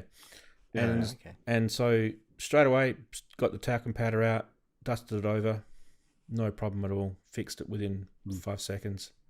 And I've used it 3 or 4 times since, because I thought, well, I was calibrating that, I might as well calibrate this, and I just went sort of on a little calibration spree, and it's been fine since I put the talc on it. And even my little micro brute's still sitting here. There's nothing wrong with the knobs on that. That's still been fine. They will eventually go back sticky again, but it's not happening yet. No, but nothing with sticky knobs on. Mm. That's like I say. The other thing that's just going sticky, not mega sticky, is my Touche. Oh no! Really? Oh, that's And this was What part yeah, of it? The you rubber know, or the? yeah, this there. like rubber effect all around the side. It's like sticky, and you're getting the dust sticking to it as well. Just very tacky. Thank goodness the Osmos didn't get sticky. That would be terrible. What was that, Darren? Is it like an Yeah, expression it's- pedal? Is it? Yeah, it's the Touche. It's an XYZ movement. Yeah. But this was before they brought out the because they have two now. They have the slightly lower model, which is USB. And this was the first one they brought out, which was this was the first. That's the so good this has one got with all like the goodies on it. Yeah, that's it's got all the CV and MIDI and can you stuff. see it? CV on the back and MIDI and stuff. So that's cool for controlling CV. Eurorack. In fact, actually, be good for you live actually. With your modular. I Cool remember for that. when But Gaz it's Williams first got his, just- he was using it as a foot controller. He was putting his sock on there and pushing it around. Been messing with that, Darren? Oh, Yeah, I've been messing with Sorted. that and the bass line. I've got to get a Polyvox filter. So I need a Polyvox filter. Oh, they're a nice filter. Yeah.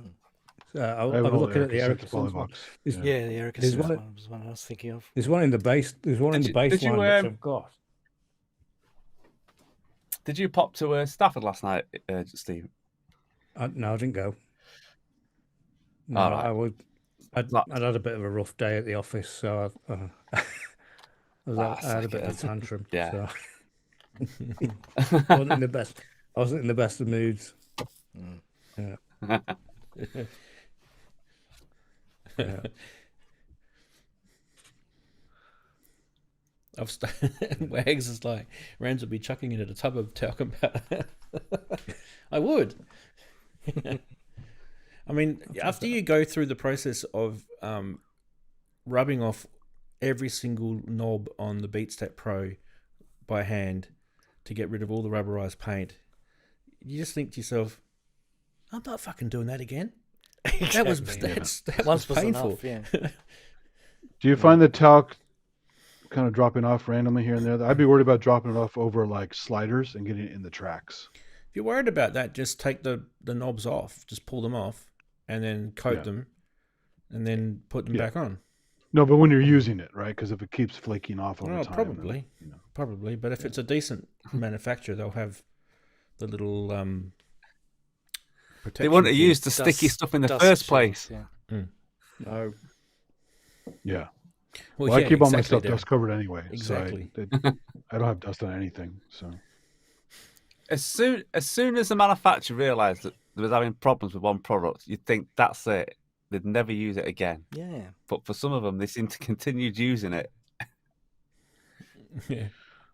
well, it's like the red glue thing. Sometimes there's the they do this accelerated testing for the chemistry to see if they can simulate breakdown and stuff. And some of the stuff is really hard to simulate. Well, the other thing's bromide, right? So if you look at the keys, Yeah, the yellowing the keys. on the yellowing of these. So if you look at the Yamaha keys, even with that light, you can see the Yamaha keys are nice and white, whereas the Yamaha keys are kind of yellowish. They're not. Oh yeah, It's not same as- with my Not as Raven. bad as what that shows there, but So Hmm. Roland's Yeah, you can see the 1982 difference. Juno, nice and white. Mhm. 1990 odd, like Yellow. ivory yellow. yeah, Yeah. and that's bromide. That's the bromide breaking down in the plastic. Oh, okay. And I have a Kurzweil K2000 that's yellow from a smoker that sold it to me. No, that's different. Yeah, Nicotine. The guy I've- totally lied.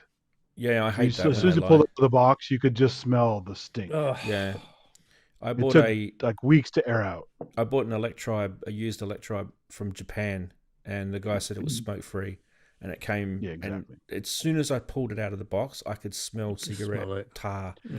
It's This like, is if this horrid. is smoke free, I'd hate to see your lungs. Oh my god. Yeah. There's a YouTube yeah, video of a with guy like who's taken a computer apart that was a smoker, and it's got like strings of tar. Yeah, it's like spider webs that Yeah. caught the nicotine, nasty It's tar and all that so stuff. bad. You've got to go. We had It's funny. We had an older lady where I used to work, and she was like a marketing person, and she did some work from home on her old Mac. And one day she brought her old Mac into work, and my coworker brought it like the bag like this. Is like you could smell the stink, just the same thing sitting there. And she had even dropped ashes on some of her cables. I had to resolder one of her cables that had burned through with ashes. But she anyway, so we opened the case up, and it had all that spidery web shit, and it stunk. And the whole room stunk up, and it's just like, this lady's a mess. Imagine what her lungs look like. Oh, Yeah, but the people who smoking or smoked don't necessarily smell it, do they? They think it's They it's don't. fine. I can't smell a thing. No, they don't. yeah. Yeah, I don't but smell it's it. really bad for computers. Yeah, it's just ugh. Yeah. Bad for everything. That JD 800 had to go in the bath down the bottom there, because that was stinking. It was minging. It was mingy. It was absolutely minging. I kid you not. The circuit boards inside, I soaked them in isopropyl, and you could see it running off, all that brown horrible stuff. Wow. It was rank. Yes. all those viruses running off. It was awful. That's I mean, what- that's- occasionally now, if the sun's in the right place, you get a whiff of it. Oh yeah. Yeah. Like, it never goes away.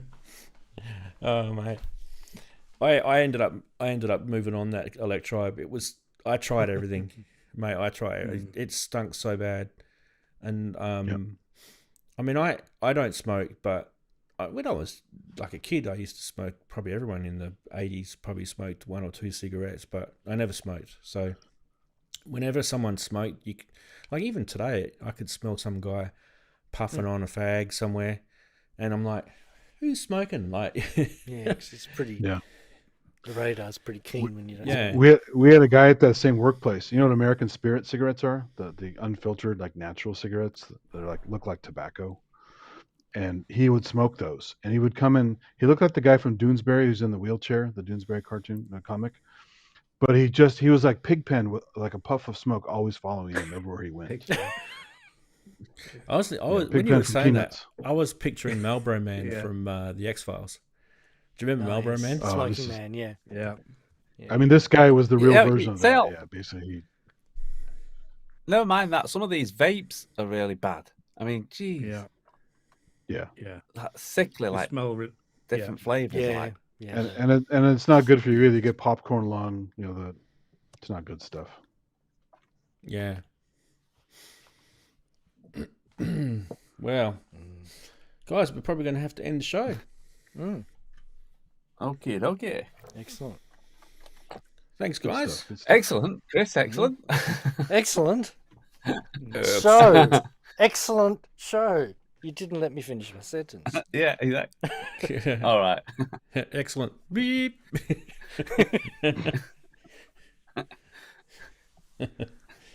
All right, guys. Well, if there's nothing more to add, we shall end the stream, and we'll see you guys next week.